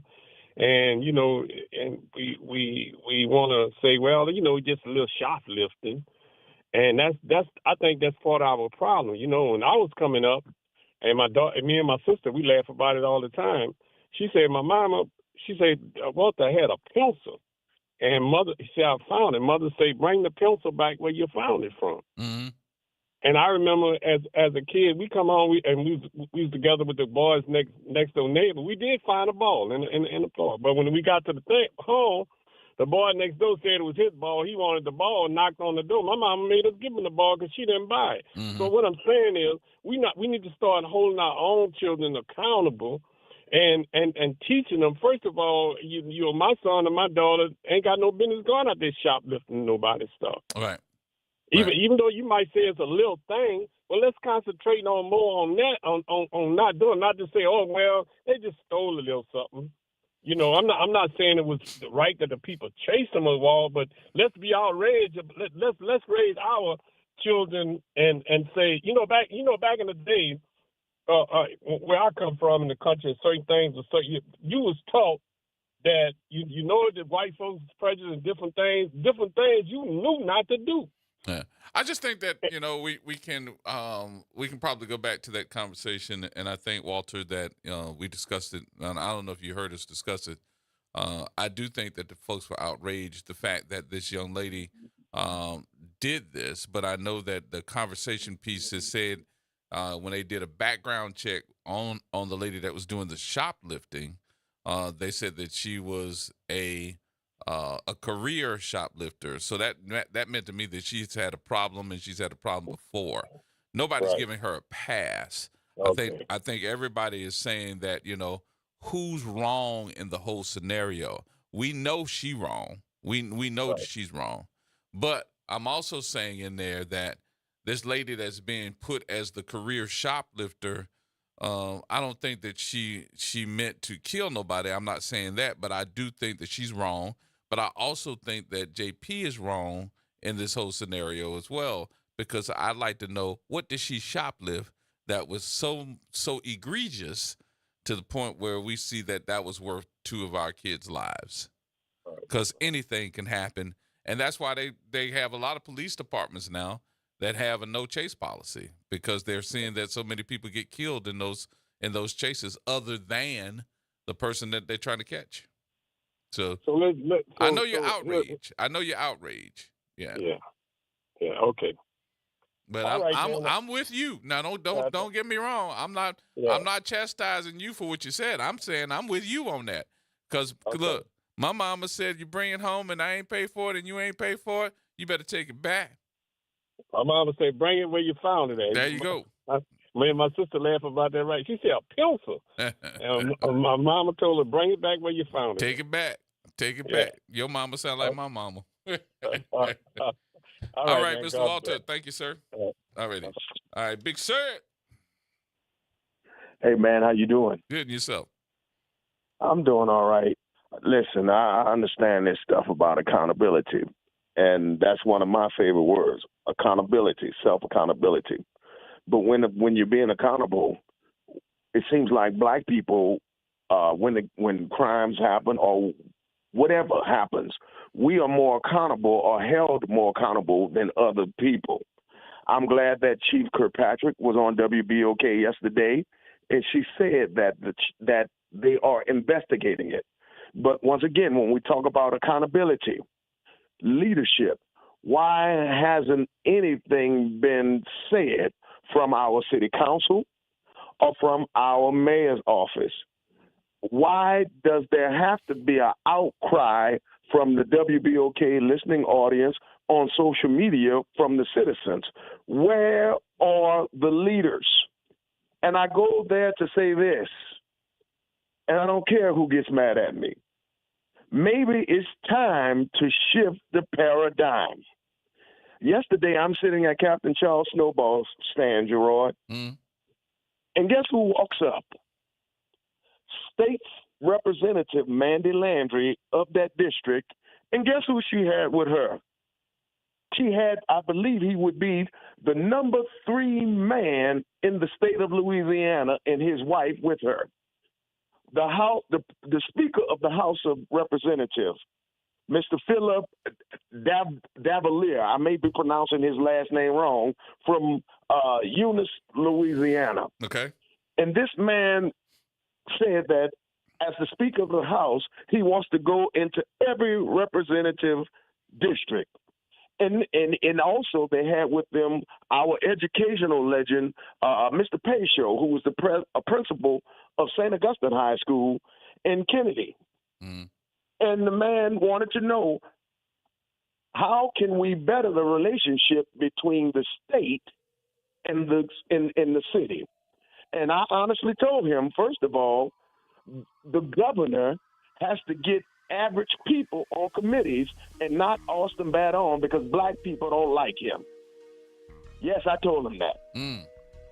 And you may have to wait until we get a new mayor and a new city council. And maybe the Republican Party can start doing what the Democratic Party has forgotten to do. Oh, wow. Interesting. Lastly, the man said, I didn't care for New Orleans, but the governor told me, if New Orleans is strong, the state of Louisiana is strong. And thank you for letting me say that. All right, Ted. Thank you, brother. All right, we'll take a break here. We'll come back. Don't forget, at the top of the hour, our friends from LCMC are here. Yep. Dr. Flowers is in the building, and she's bringing all of her fellows with her. We'll meet my new crew, and we'll talk to Dr. Flowers in just a minute, y'all. Everybody hold tight. AURN News. I'm Ebony McMorris. This week, the National Council for Incarcerated and Formerly Incarcerated Women and Girls held a powerful 2-day visual march outside the White House, calling for President Biden to expand his recent clemency efforts. While they applauded the 1,500 commutations and 39 pardons announced last week, organizers emphasized the need to address the long sentences still faced by many, particularly women of color. I spoke with the council's founder, Andrea James, and she highlighted how decades of harsh sentencing laws have disproportionately affected Black and brown communities. We have had a war on drugs that was exacted upon Black communities across this country. The drug policies that came out of that are still affecting our communities, and we're still flooding the gates into the Federal Bureau of Prisons that are rife with problems themselves. Danielle Metz was the last woman we got out, and she was serving triple life sentence plus 20 years. These are sentences that they don't even think about giving out anymore. For AURN News, I'm Ebony McMorris. This is Monica Pierre along with Sally Ann Roberts Daybone, co-host of Your Power is On. Your Power is On gospel music show is coming on at a new time.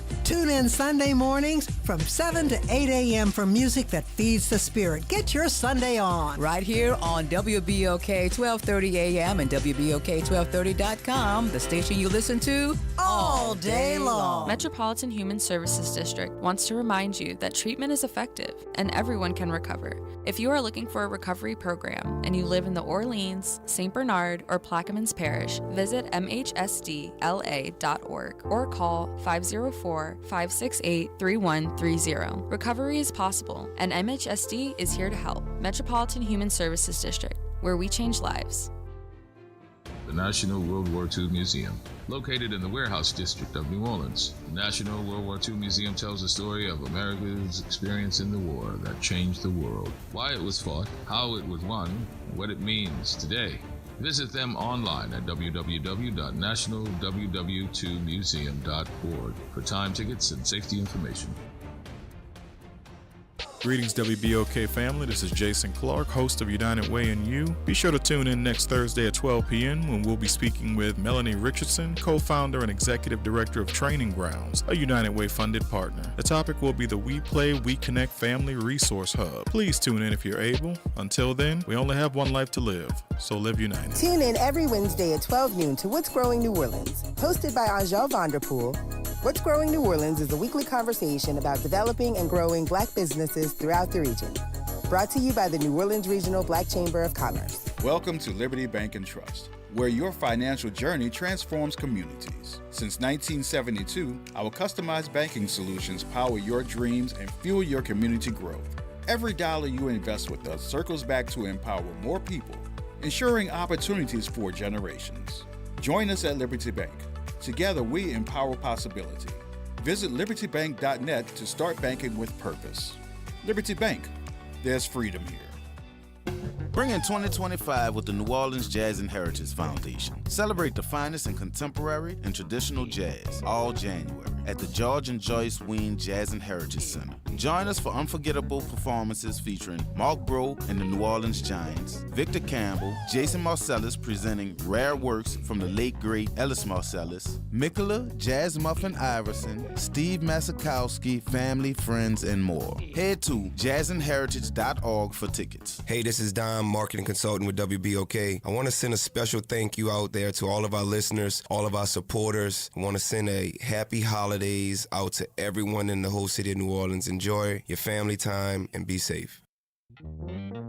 Have you heard the secret of what New Orleans is talking about? I promise everything will be okay if you're listening here on the airwaves. It's that WBOK 12:30 a.m. WBOK 12:30 a.m. New Orleans, home of the reality check, weekdays 1 to 4 p.m. This news report is brought to you by New Schools for New Orleans.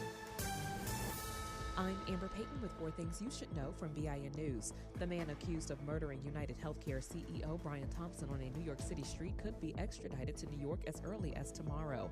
Luigi Mangione is being held in Pennsylvania, where he has a court hearing tomorrow and could agree to being sent to New York. Black South suburban Thornton, Illinois Township Supervisor Tiffany Henyard says the township could face a shutdown as early as today. The threat comes after a township meeting was canceled last night due to a lack of quorum. Black Atlantic City mayor been indicted for witness tampering, accused of urging his daughter to change her story about abuse allegations. He and his wife, previously indicted for child abuse, pled not guilty. And a former Falcons quarterback is reportedly taking a job to coach Norfolk State University's football team. Michael Vick announced on social media that he's accepted the head coaching job for the HBCU team, which finished 4-8 this season.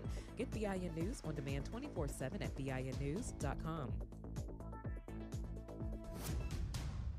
New Schools for New Orleans wants to send a huge congratulations to all of our educators, students, and families of New Orleans for their continuous academic growth. School performance scores have been released from the state. For the first time in many years, there are no failing schools in New Orleans Public Schools. As a district, our performance increased by 4 points. In addition, Orleans Parish now exceeds pre-COVID school performance score for all students by 6.2 points. When you see a teacher, school leader, or student, be sure to show them some love.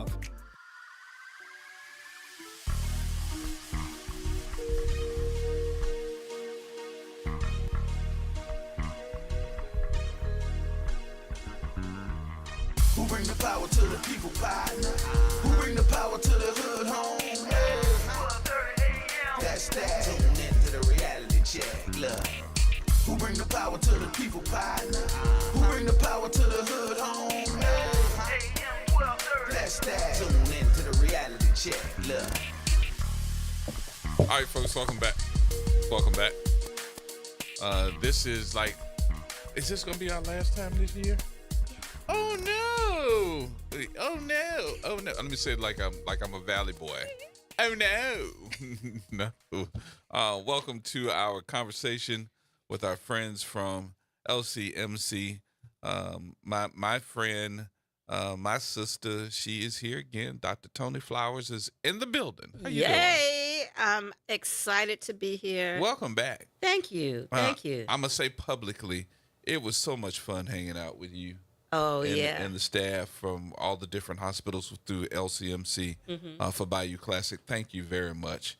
I know the sheriff had a good time. Yeah, it was. Oh my God, it was she wonderful. Had a good time too. It was wonderful. And so did I. So you all are the hostesses Yeah. with the mostesses. Oh, thank you. It was a wonderful opportunity. Saturday at the Battle of the Bands, we invited a lot of our folks that also had children. Mm-hmm. And it was so important for them to see the excellence that was displayed, Right. the bands, and then on Saturday, the actual day of the game, it was a lot of our friends and as well as some of our teammates. And I'm really grateful that we had the opportunity to share a suite and to represent. We wanted to make sure the light was on and that people were represented, and we got a chance to enjoy and say thank you to our partners. And I saw Dr. Bailey because he brought his son with him. Ron Bailey, yeah. Yeah, so Yeah, that was we had good. a few people that brought their adult children. Brought their kids with them. Yep. Yeah. So that was good because he introduced me to his son. That was my first time meeting his son. Mine too. So it was good to see a lot of the young folks that were coming in to say, wow, because that was like, some of them, that was like the first time that they had been in that area, Yes. the suite area. And we have to, provide opportunities where we can. And I remember my first game coming to the stadium, it was ginormous, not Superdome, but just any stadium. Right. It was such a grand occasion. And then as I got older, it was, I wonder who's up there, Yeah. Right, and then right. to be able to provide an opportunity for young people And there you to go be sneaking. those up there, So it Now, was a look blessing. where you at now. Yeah, There it was you go. wonderful. This young man is going to join us too. Come on, you come on around here because I was going to put that one on you, but that's okay because you're just sitting there, and I don't want nobody just to say he's just sitting there. What he is? Security? No, but I'm gonna let you do all the honors, Dr.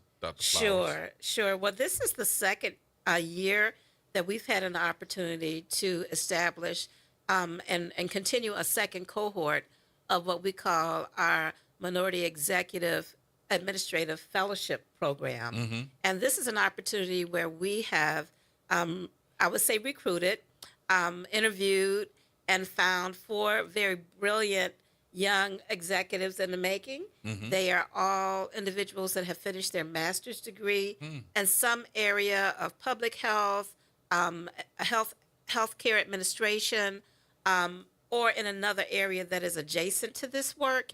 And these are young people that are interested in being executives in healthcare. And the purpose for this fellowship is to increase the representation of minorities in administration. Diversity and inclusion is about making sure that we provide opportunities for people to have representation at all levels in an organization and certainly in administration. We want to see that happen. And we had 4 last year who are all LCMC Health employees, and they're all at manager level roles. And we are expecting to continue on with this new cohort. We have, again, 4 very brilliant young people that have a whole year to demonstrate their value and how we can't live without them.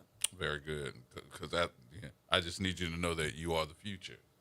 Yes. I am but a humble servant. Oh, introduce yourself, young man. Welcome, by the way. Oh, look, it's a privilege to be here. Thank you, Dr. Flowers. Thank you, sir. My name is Adonis James Billazon Johnson. Wait a minute. Hold up. Say that one more time. It is Adonis James Billazon Johnson. He got 4 names. Yeah, we don't pay him by the letter, just so you know. I'm ready to say. Yeah. I like to joke that my name is actually longer than the alphabet. I'm just call you ABC. Yes, indeed. But I am. Where you from? Oh, look, born and raised here. Went to St. Augustine Josephite High School, located 2600 AP2 Road. Wait a minute. Hold up. You purple? Oh, you know all day. He purple too. That's a great man over there. You know they think I'm purple, but I'm not. He absolutely is not. I'm not. I'm not. I'm not from here. That's why. Okay. Where are you from? North Carolina. Oh. So there we go. A coastal young man. Got you. But you have this air about yourself. What's the name again? Adonis James Billazon Johnson. Billazon. So Billazon is. That's my mother's last name. Oh, really? Yes, and little known fact, the James Billazon piece is actually after my grandfather. Oh, that's honorable. Beautiful. Yep. So that's very honorable. One of my favorite people. So your role in healthcare is what? What do you want to do? I'm a hopeful person. My goal was always to come back to New Orleans and positively impact the city that reared me. Okay, so go back to something. You said come back. Yes. From where? So I once I graduated from my prestigious high school, I went to the American University located in Washington, D.C., got my BS in public health, minor in health promotion, and then the pandemic hit. Wow. Just about anybody else in my shoes that was getting ready to graduate, the typical questions is, oh God, what am I going to do? And so you wanted the pandemic. I was the first Oh, pandemic man. kid to graduate from college and go right in. They told me, yeah, man, you're an adult. We'd love to keep you, but you got to go. You got to go. You can come back and visit though Oh, once we wow. open back up. Wow. But no. American, did its part. It helped mentally and somewhat emotionally prepare me for what I would go into, which was uncertainty, and trying to figure out what I was going to do as far as work or school. I opted to do school. I had a scholarship. It covers everything, the Gates Millennium Scholarship. And then went ahead and I applied to master's programs. Got my MPH from the George Washington University. All right. Also in Washington, D.C. Yeah. Yep, concentration in health policy. And Okay. then after that, everything started opening back up again, and people started getting older back home. Things started to change, and I said, well, let me come a little closer to home. Maybe not as close, but let me come a little closer, and I wound up in Georgia. Well, at Georgia Southern. Okay. In Statesboro, Georgia. I ain't gonna say nothing. And for the last 3 years, I've been working on my doctorate of public health, concentration in community health and behavior, and I do sit here as a doctoral candidate. Very good, man. So You've been through it. Look, everybody got a cross. It just depends on what shoulder you put it on. I'm just glad that you kept going forward. Yes. Because it sounds like you've been through it. It's the support. It's all right. I would be nothing without the community in every different place that I've been at. Well, I can tell you in the right hands now. And side note, I'm an adjunct lecturer here at this famous university. Oh, really? At Xavier? Yes. Okay. Department of Public Health. Oh, very good. Very good. Smart young man. Keep it up. Tell me, though, as a fellow, what would you say that this group of, and you have more coming, what do you want this group to be able to persist in doing and moving forward? Well, first of all, because the program comes out of my department, which is diversity and social responsibility, I felt that it was important for them to understand why the fellowship exists, and also to give them a foundation in topics around health equity, things like cultural competency, health literacy, unconscious bias, understanding healthcare disparities, recognizing the social determinants of health, many things that we've talked about on this program. Yes, indeed. And so for their first month, they are really beginning to get ingrained into those topics. And as executives to be, my goal is for them to always have that lens that they look through as they are making decisions for our health system, as they are impacting policies, as they are focusing on ways of improving health outcomes for the residents of the greater New Orleans area.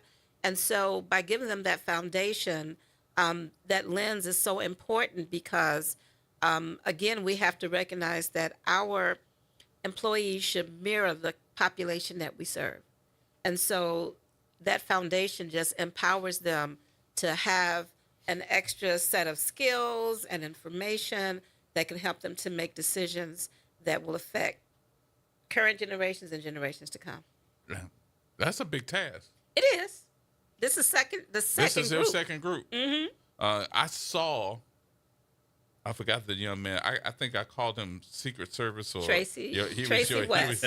He was your personal security. Yeah, I saw him not too long ago, and he was like, "You don't remember me, do you?" I say, "Yeah, dude, you security." He started cracking up I'm laughing. sure. cracking up laughing. So I saw him not too long We had ago. a phenomenal group last year, and we expect the same thing. We have very dynamic, impassioned fellows this year that we're really eager to see them get entrenched in the work. So your task now is to do what with these young folks? Well, not only to help shape and mold, but to provide exposure and experiences. They will have an opportunity in the next week to meet, and they started now to meet with potential preceptors. So it's a match. They have passions, areas of passions, things that they would like to do.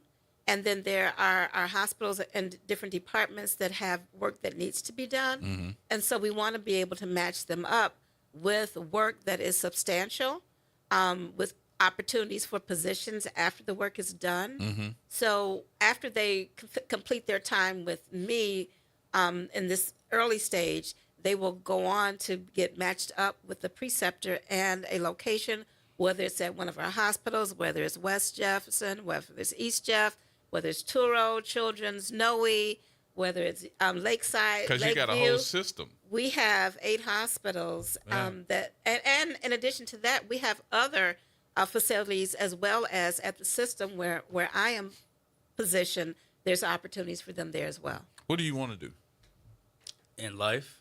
No. Or for in this whole fellowship? because this is going to be an adventure for you. Look, health equity is the number one thing that when I was asked why am I applying to this fellowship, I said health equity.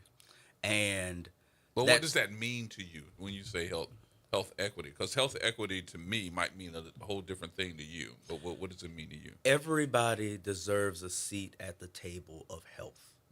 All right. And that does look different. It could be education. It could just be access. But, health disparities, which I know is a popular topic on this talk show, is you just want to make sure that people know how to navigate. What do those individuals need to have a better health outcome for themselves? And if there's some way that I can come in with all the years of schooling that I've done, coupled with any professional skill set that I have, then that's what I want to bring to LCMC. So when we talk about disparities, one of the disparities that Dr. Flowers and I have had a conversation about several different times was about areas of, I'm gonna just say Louisiana, that's rural, that you don't have, or the conversation piece about somebody having to go to the doctor, how they get there when the nearest physician is 30 minutes, 45 minutes, or an hour away from you. And those disparities are usually in our communities, not every community, but I'm just saying in some of our communities.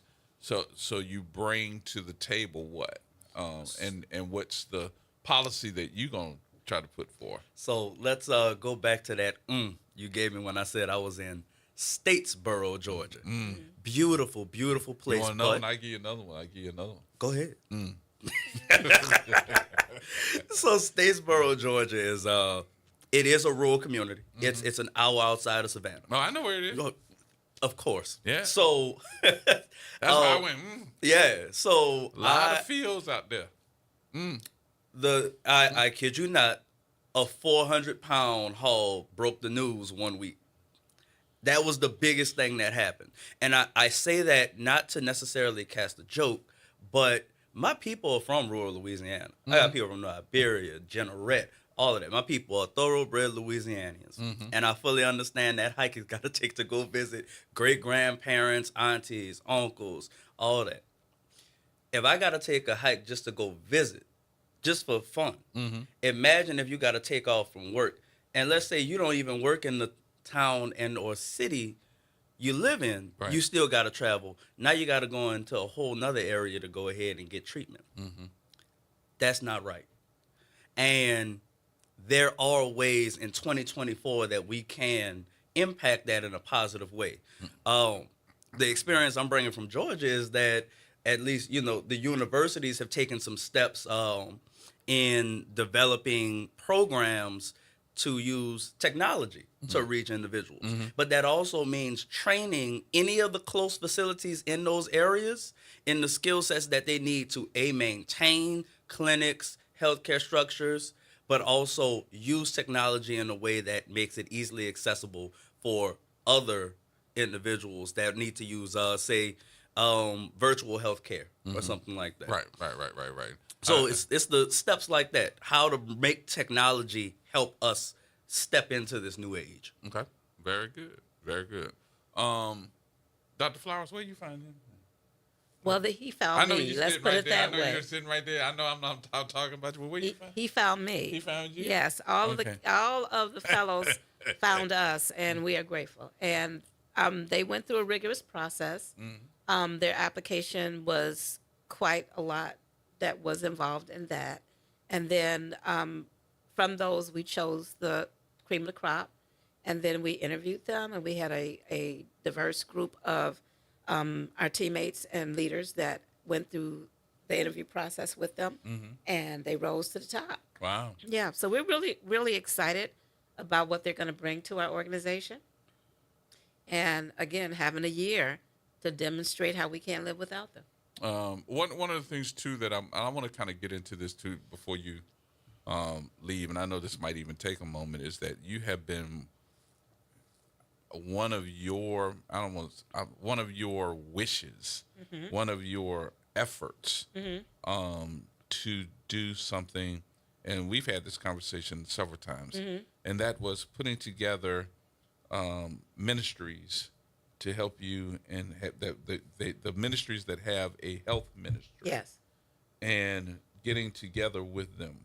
Tell us more about it. Sure, and I know that your listeners that have heard us together many, many times, they already know that I am a minister. Yes. But in every place where I've worked, I recognize the role, the important role that the faith-based organizations, the churches, have served in our communities for hundreds of years. And it is important to recognize that they are what we call anchor organizations. They are the stalwarts. They are the organizations that have brought us information when we didn't have newspapers. They were the ones that kept us abreast of things that we needed to know as a group, and that provided care for us and provided safety for us. And so it's important for us to recognize that this work of health equity, this work of addressing the social determinants of health, all those things that contribute to health, a person's health outside of what happens in the hospital, it requires a team, it requires a group. And by being able to benefit from the churches that have health ministries, our goal is to partner with churches that have health ministries. Our program is called Healthy Self. Now, it's a spin on it, because if you think of the last three letters in the word healthy is the word thy. So when you read it, it reads, heal thyself. What we know is the one common factor that leads to poor health is poor diets. And there are a lot of things that contribute to why we have poor diets. Some of it is choice, but some of it is history. Some of it is lack of access to healthy foods. And so what we recognize is that we don't want to tell people what they need to change. We want to give them information so they decide what changes they need to make. And we call that self-efficacy. You don't want to tell the people what to change? No, we want to tell them how all of those contributing factors can add to better health, but we don't want to say, you need to do this, you need to do that. We want to give them the information. But you do me like that every time I see That's you. because I love you and you're my friend. Okay, all right.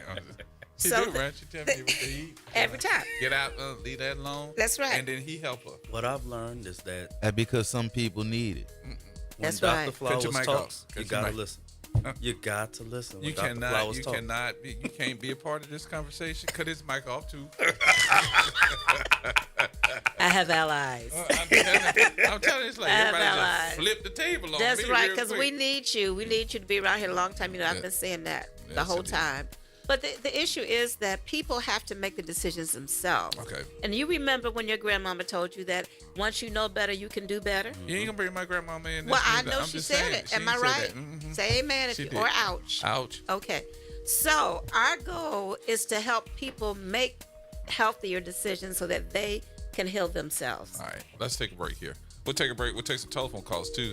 504-582-9422. More coming up with Dr. Flowers.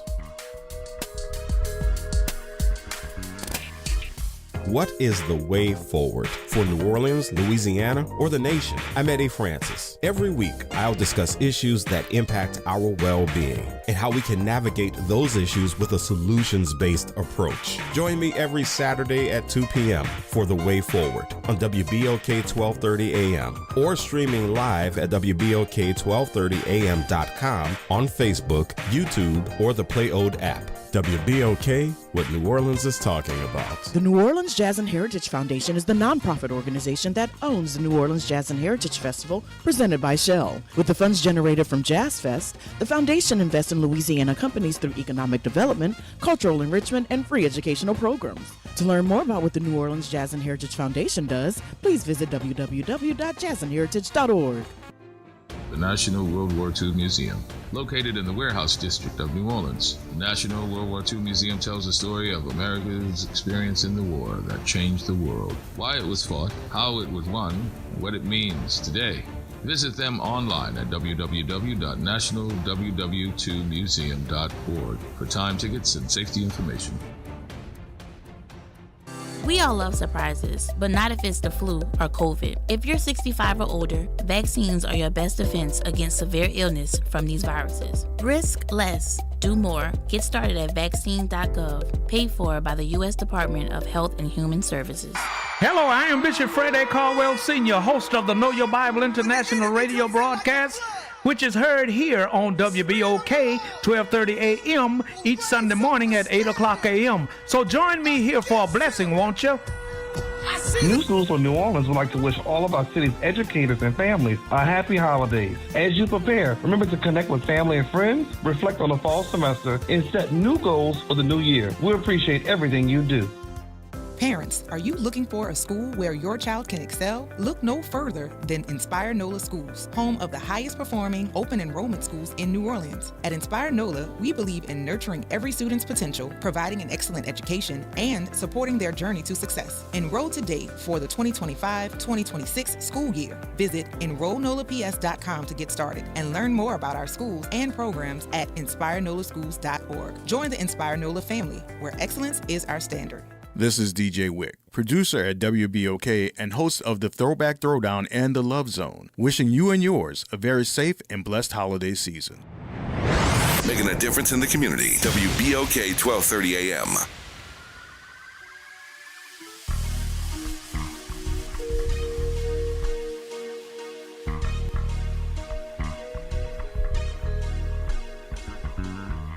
Who bring the power to the people, partner? Who bring the power to the hood home? Hey. That's that. Tune into the reality check. Look. Who bring the power to the people, partner? Who bring the power to the hood home? Hey. That's that. Tune into the reality check. Look.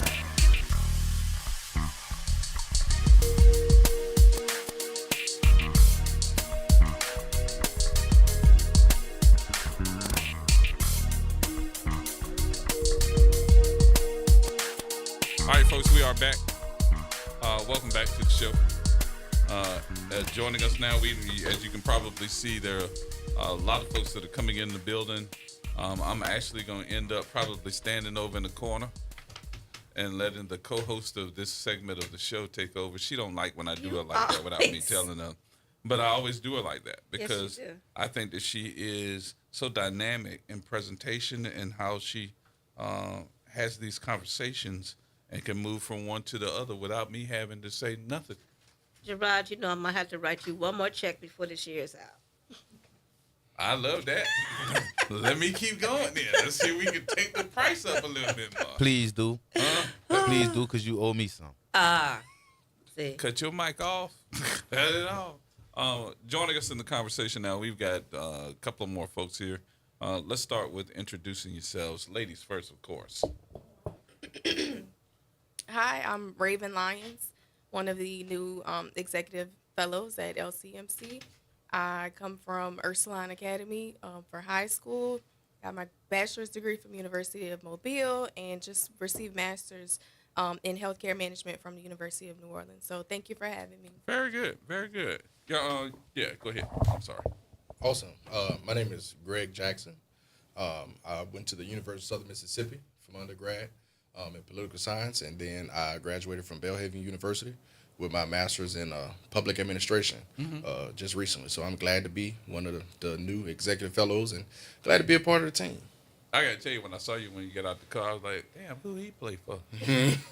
I get that a lot. You get that a lot? All right. Grab that microphone, young man. How you doing? Okay. What's your name? Hello, my name is Christopher Wright. I graduated from Archbishop Shaw.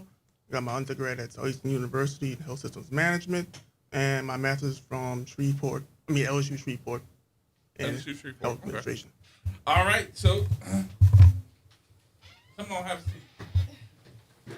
Make yourself at home. Ladies and gentlemen, go and do the introduction. Do the introduction. You want to do an introduction, or you want me to do it? No, this is so wrong on so many levels. You better be glad I love you, Gerard. Well, you all know that we've been talking about health equity, and one of the major things we wanted to bring about today was recognizing December is actually Universal Human Rights Month, and we know that it's important for us to think of healthcare as a human right, not a privilege. And so as we are notice that we are the healthcare system with heart. That's our logo. You see the heart. But LCMC Health has been addressing health equity for many, many years. Our Children's Hospital was caring for children of all races and backgrounds before it was the right thing to do. We were always doing that. And I have been here now moving into 4 years. Can you believe that? Has it been 4 years? It'll be 4 years in March. And I want to thank New Orleans for embracing me. I have never been called my baby, my honey, my darling so many times. And the love is real. And I'm grateful to be here. I have enjoyed my time here and looking forward to the work that we're going to be doing as we move into 2025. We've been laying the foundation by educating all of our leaders. By the end of next year, we will have trained over 1,500 of our top leaders throughout the system. What do we train them on? Health equity. We train them on diversity. We train them on equity, inclusion, and social responsibility. And it's been awesome. Our leaders are seeing our patients in a different perspective, each other in a different perspective, and recognizing the work that we do impacts the lives of those that we are entrusted with their care. We're grateful that people choose to drive past other hospitals and entrust their family members' care with us, and we're excited about that. We have been doing a lot of work around training on the importance of understanding race, ethnicity, language preference, how all these pieces add to the patient's health experience. We're working to reduce healthcare disparities, and when we say disparities, we talk about the difference in the care for healthcare disparities, the difference in the care that's provided to underserved populations, as well as recognizing health disparities as an issue, which is the difference in the episodes of diseases that exist within different populations. So we're addressing both health disparities and healthcare disparities. We're excited for our fellowship. As we mentioned earlier, it's so important for us to, when we have talent, the talent that's sitting around this table, and other talent that exists in the greater New Orleans area, it's important for our patients to see themselves reflected in all levels of our employee staff, from the entry-level roles to our top leadership roles. And so we are excited that we have this opportunity to provide our space for these young people who have dedicated themselves to excellence in their academic achievements and in their professional development. And this is just another aspect of that. And we are excited about the work that they will do with us at LCMC Health. Gerard mentioned earlier that we have a program that we're very excited to tell you about. And you know, off and on over this last year, we've been kind of talking about it a little bit here and there. But next year, we will fully launch our Healthy Self program. And what we're doing is we are partnering with faith-based organizations, churches, that have active health ministries. What do we mean by an active health ministry? Glad you asked.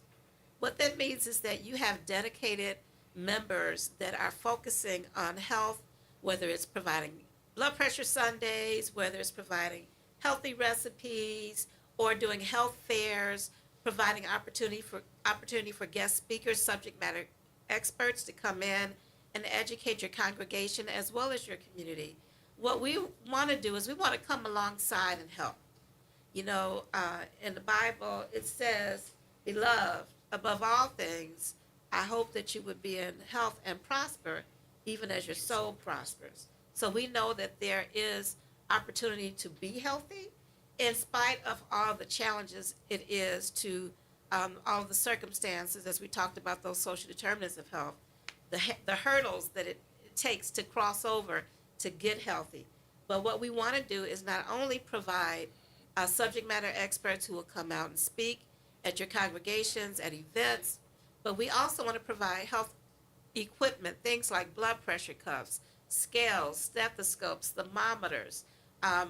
We want to provide CPR training so that your health ministries are trainers so that they can also train your congregations and your community members on how to provide this life-saving skill. This is important because we know that our churches play such an important role in our community, such an important role. And we have a few more opportunities. We have about 15 or 20 more spots for churches to join. So I'm putting the word out there now that next year we're going to launch the program. We will actually officially launch in February, but we need to connect with you in January to get all of the paperwork done and to understand what your church ministry and what are some of the topics that you're focusing on, because we want to make sure that we're able to provide information that's helpful and accentuate and just give some extra to the work that you've already done. And we are looking forward. Our goal is actually over time to have a 3-year program, but it will start in 2025. We actually partnered with some churches earlier this year, but we're officially launching the program in February, which happens to be Black History Month. There you go. So talk to them. I want to hear your answers and questions. Oh, you want me to interview my fellows? Yes. Who would be better? I'm fine with that. I know you got it. I'm fine with that. So. Y'all mind if I take pictures? I don't mind. So, and I'll put this out so anyone that wants to answer the question, what would you identify as perhaps the top 3 issues that are most pressing for healthcare for residents of the greater New Orleans areas? What would be the top 3 issues that you would think are most pressing? First one that comes to mind is infrastructure, honestly. Next would probably be transportation, but that's linked to the infrastructure piece. So define infrastructure, Adonis. What do you mean by that? So I think the systems that be, while we have obviously great, phenomenal healthcare facilities, it's about not only getting the access to them, it's about knowing what all is entailed at those places. It's about, again, there are certain unspoken barriers that exist, and it's not necessarily through, the healthcare system, but really the social system as a whole. So when you say infrastructure, you're talking about transportation? Transportation, education, all the above, honestly. Okay. So your top 3 would be what? Infrastructure? Infrastructure. Again, I'd probably have to say the education piece, because it's not just that, and arguably transportation. Okay. Infrastructure, education, transportation.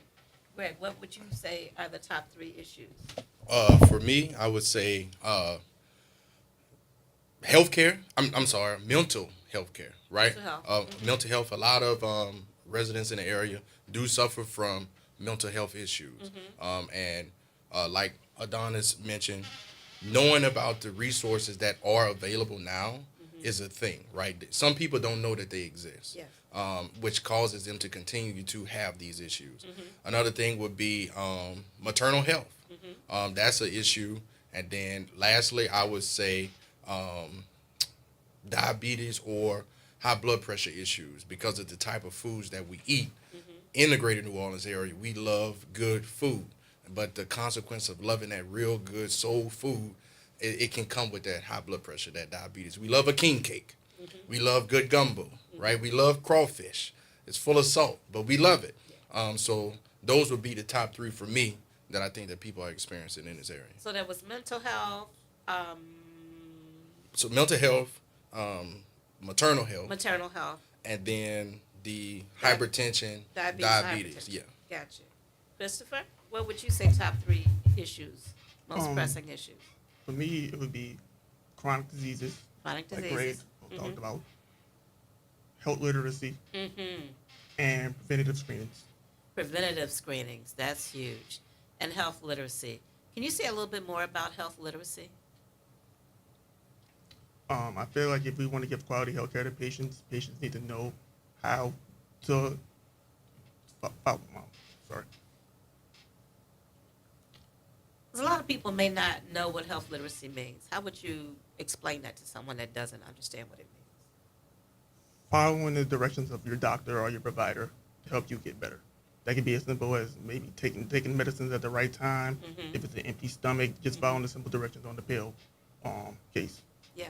And, you know, a lot of times doctors and other health care providers use those big jaw-breaking words, and they don't speak in plain English. So would you say health literacy is a way of communicating so people can really understand what you mean? Yes. Okay. I think if they understand better, they'll realize it'll help them understand why they're doing these certain actions. Absolutely. So your three are chronic illness, health literacy, and preventative screenings. That's finding out what your status is to find out if you have anything. Yes. And if you don't have anything, how do you make sure you keep that status and stay healthy and not have those chronic illnesses? Yes. Excellent. Thank you. Ms. Raven? All right. So I'm not being repetitive, just to add, a couple other factors in there. I also want to say health literacy as one for me. Access to care is another top one. And I'm going to take a big turn left and say politics. We have a lot of powers that be. We have a lot of decision makers who have a interesting perspective.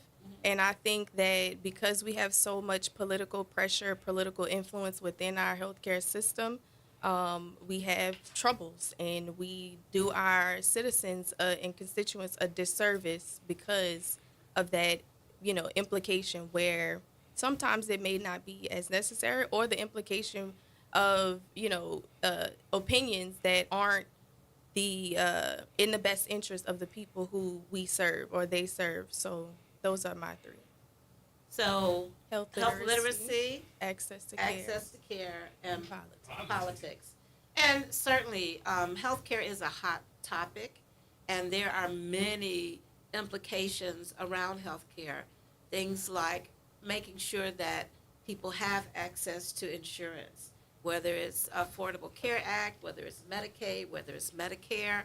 It's policies, recognizing that there are some policies that actually don't necessarily lead to good health outcomes. It's recognizing things like, and I can say, I sit on the Healthy State Task Force, things like technology, as Adonis mentioned earlier, being able to access virtual health, telehealth, and we know that in a lot of places, particularly the rural areas, there is not necessarily Wi-Fi. There's not necessarily access to Wi-Fi so that we can have those kind of virtual visits. But I would tell you that there are initiatives that are ongoing, that are current in the state of New Orleans, that are moving at a very rapid pace to make sure that people get connected. And I'm really proud to say that there's a lot of work that's gone on through the state, funding that's gone on through the state to impact those areas that don't necessarily have the benefit of transportation to get to the health they need, that we can actually bring the health into their homes through virtual care. So you all have brought up very salient points and issues that are very important for us to address. Isn't it important for our community to be aware of the many things that impact their health care and their health outcomes. And I find that a lot of people, particularly in the African American culture, and I can say this from years of being an African American, but also a lot of the research that I've done and that I've read about, is that a lot of times we feel that we don't necessarily have control over things. So there's a thing that's called locus of control, which is where you feel control is positioned. And so the locus of control for many African Americans, we think, is external, which means things happen to me. And certainly history corroborates that things have happened to us. And so we don't necessarily think, or we don't necessarily feel that we can make things happen. There are other cultures that their locus of control is internal, which means I make things happen. A lot of things that we think are just, this is just what happens in my family, or that disease runs in my family. And so it ends up being, if I get it, it was just my turn.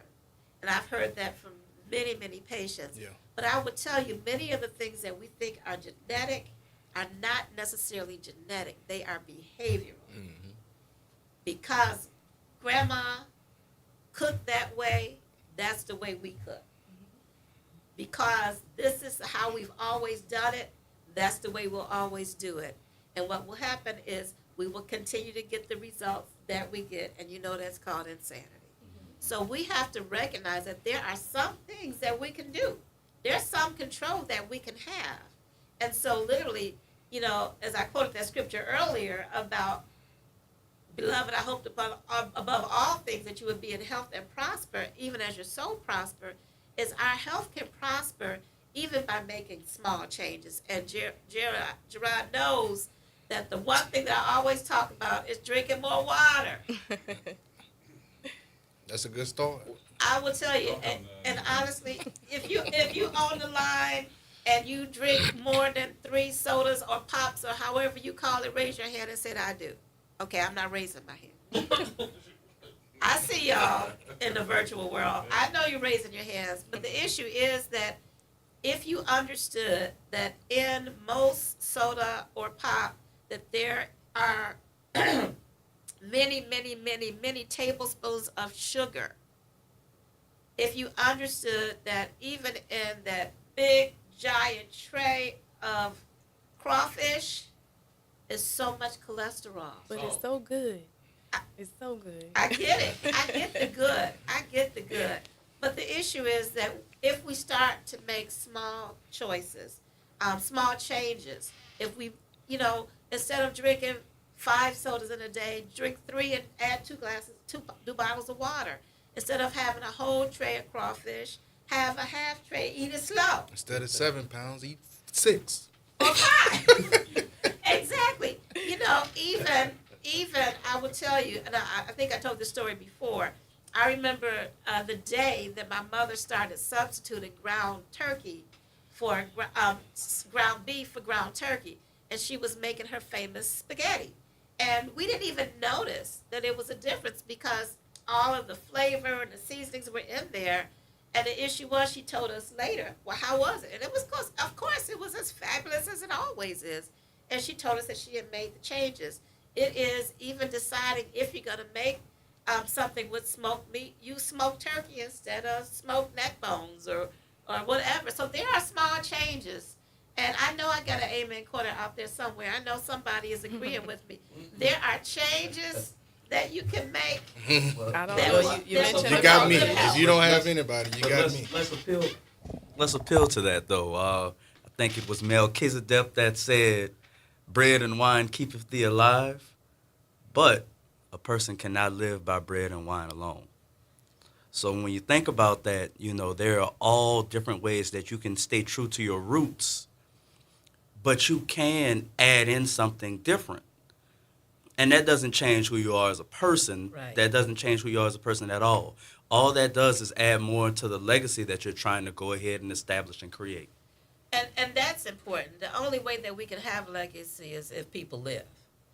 And I will tell you that what I'm experiencing and what I'm seeing, and you all let me know if you all are having the same experience, I am finding that we are having more strokes than ever before. I can tell you of about 5 people that I know personally that have had strokes. My own pastor has had 4 strokes. He had 1 stroke, and then in another about 18 months, he had a 2nd stroke.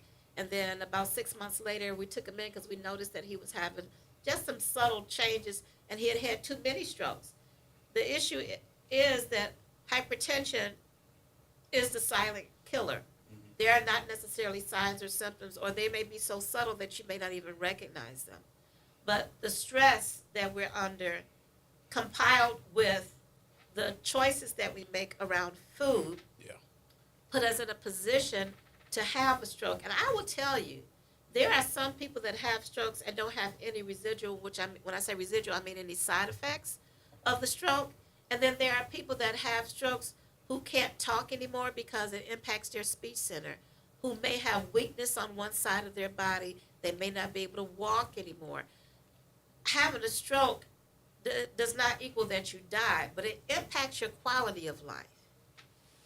We all want to have the best possible quality of life. And the only way that we can do that is to really begin to, first of all, as was said earlier, preventative measures to find out, where am I today? What is my blood pressure today? What is my blood sugar today? Do I have any chronic illnesses today? Because once I know where I am now, I can either continue to do what I'm doing and stay healthy, or I may need to identify this is the place where we draw a line in the sand and begin to make better choices. And it's got to begin with you. It's got to begin with you. Nobody is coming to do it for you. You have to make the changes. And I will tell you that literally January of last year is when I identified that I was not making good choices. And it was around sleep. It was around stress, which caused me to have, sleep apnea. So I was getting approximately about 3 to 4 hours of sleep each night. I was positioned for a stroke, not necessarily because of what I was eating, but because of my lifestyle. I had to stop caring for everybody and start caring for me. And part of that was cutting off my phone calls at a certain time. And, you can't call me after 10 o'clock. Saturday mornings, don't call me before 10 o'clock. My mother calls me at 10:01. Nevertheless, it is recognizing that you have to have some boundaries. You have to put boundaries around yourself. And literally, since last January, I've lost almost 40 pounds. Oh, wow. I noticed it. Yeah. I wasn't going to say nothing. But you should have said something. No, I wasn't going to say that in front of them. Okay. I don't want them looking at me. I thought we was cousins now. I thought we was cousins now. I don't have 4 names. You got 4 names. Well, I want you to know it was not easy. It took a lot of dedication, a lot of commitment. But the point is, if I can do it, anybody can do it. And it is making more changes. I feel like a baby. Sometimes I'm always carrying a bottle with me, a bottle of water with me. And I don't particularly like the taste of water, so I have some additives that are sugar-free that I add to it. I also force myself to drink some just straight water, even though I don't particularly care for it. I know what it's doing for me. It's helpful. We're going to take a break at this time, but stay with us. And also hit us up on social media and let us know what you think about us. You can call in at 504-582-9422. 504-582-9422. We'll be back.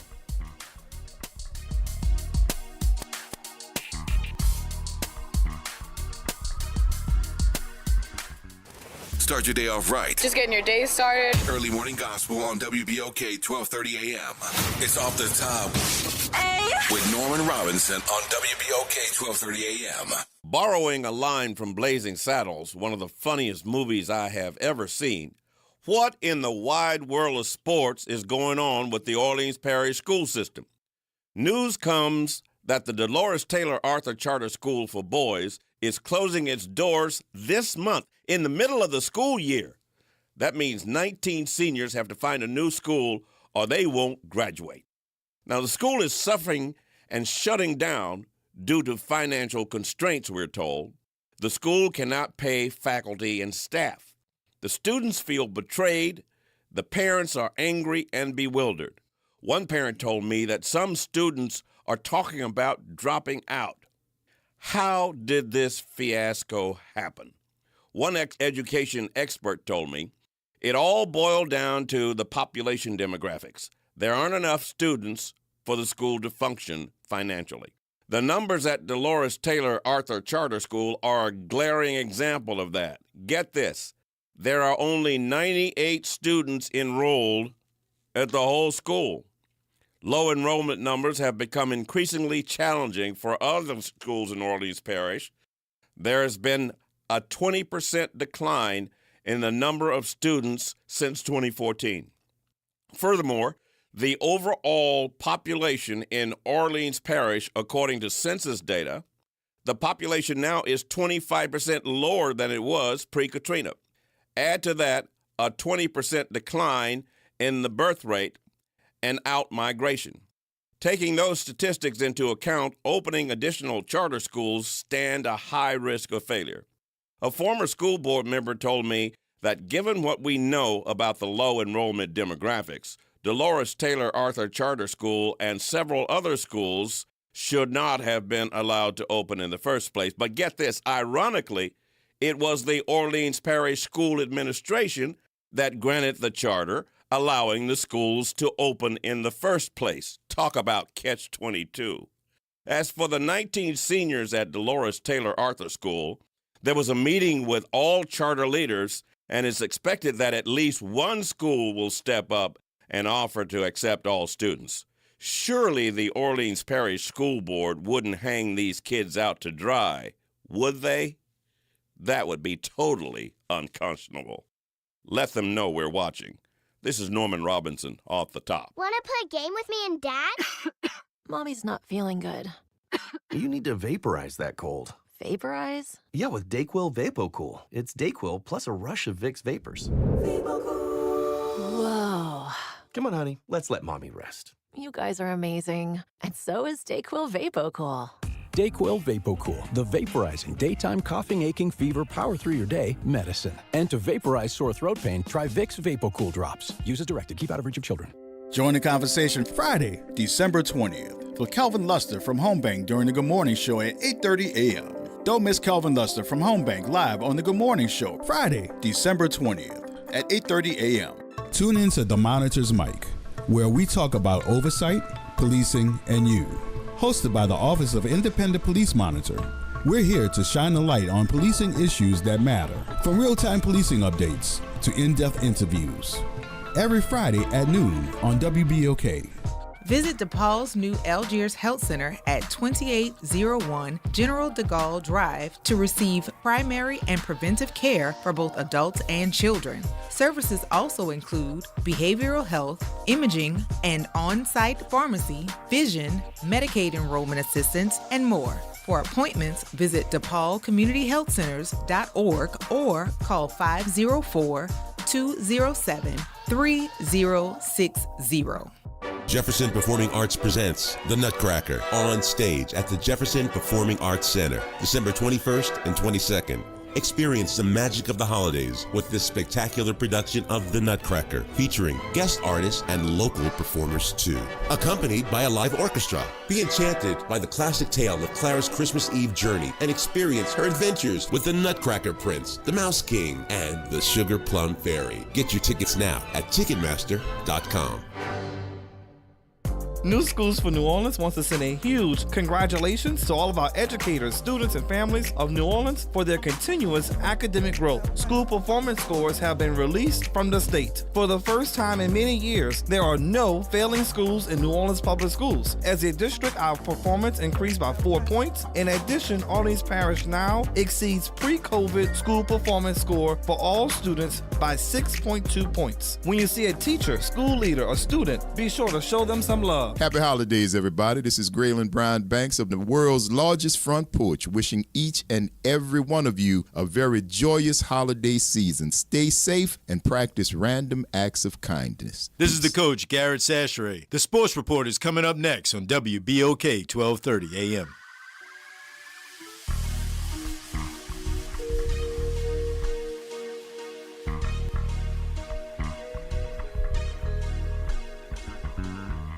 Who bring the power to the people, partner? Who bring the power to the hood home? check. Look. Who bring the power to the people, partner? Who bring the power to the hood home? Hey. That's that. Tune in to the reality check. Look.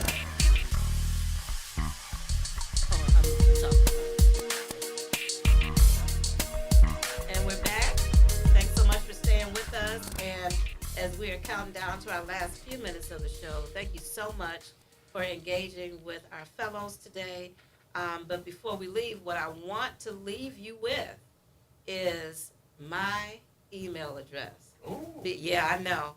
I need those last 15 or 20 churches. I need those health ministries to reach out to me. My email address is Toni, Toni, .flowers, just like the plants, FLOWERS, at lcmchealth.org.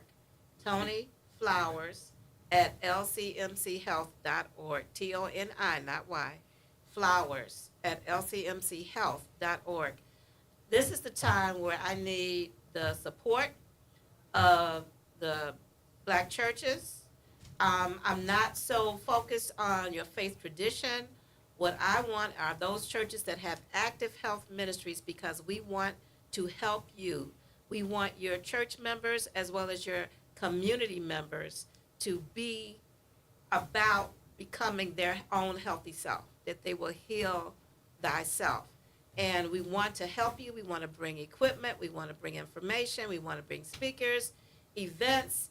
As I said, I want this to be a 3-year program. We're going to start off with the first year of just establishing the relationship and assisting to bring you the equipment that you might need, as well as health information that you can not only put in your church programs, put on your church bulletin boards, put on your electronic whiteboards, however, that speaks about health information that we need to know, and ways that we can help ourselves to be healthy. I want you to email me.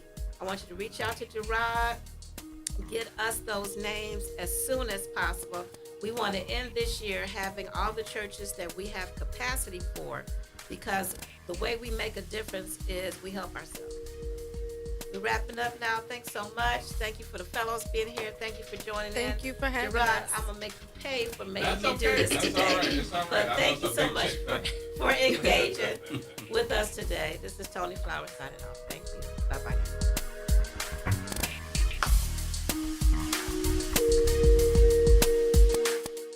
From the campus of Xavier University. Yeah. WBOK 1230 AM. Go. An Equity Media Station. I'm Amber Payton with 4 things you should know from BIN News. Rapper Megan Thee Stallion is claiming Tory Lanez is harassing her from prison. On Tuesday, the 29-year-old Grammy-winning star filed a petition for a restraining order against the fellow rapper, alleging he continues to harass her through social media and third parties. Israel and Hamas may be inching closer to a Gaza ceasefire agreement. Reuters reports a Palestinian official says that mediators have narrowed gaps on most of the agreement's clauses. A former Georgia DA is heading to trial over the Ahmaud Arbery case. Jackie Johnson, former Glenn County prosecutor, faces obstruction and oath violation charges, accused of hindering the investigation after one of Arbery's killers contacted her. Jury selection starts January 21st. And time is running out to send holiday gifts. USPS's deadline for first class and ground advantage is Wednesday, while UPS requires 3-day select packages by Thursday for Christmas delivery. Get BIN News on demand 24/7 at BINnews.com. WBOK 1230 AM online at WBOK1230.com.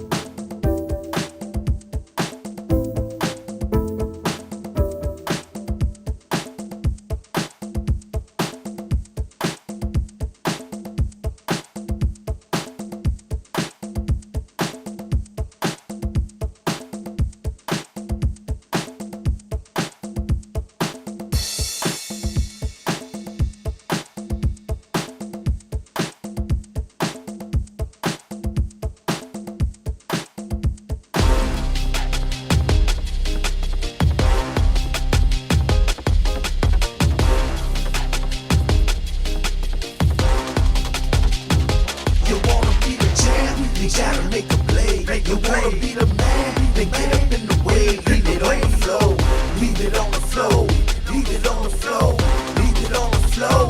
For the sports report, be the champ, you gotta make a play. You wanna be the man, then get up in the way. Leave it on the floor, leave it on the floor, leave it on the floor, leave it on the floor. For the sports report.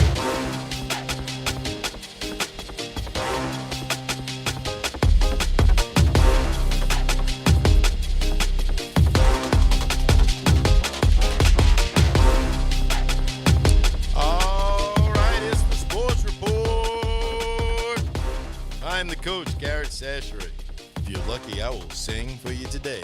504-582-9422 is the number. We got Jazz on the other side of the glass. We do not have the legend Ro Brown. He's only here on Tuesdays.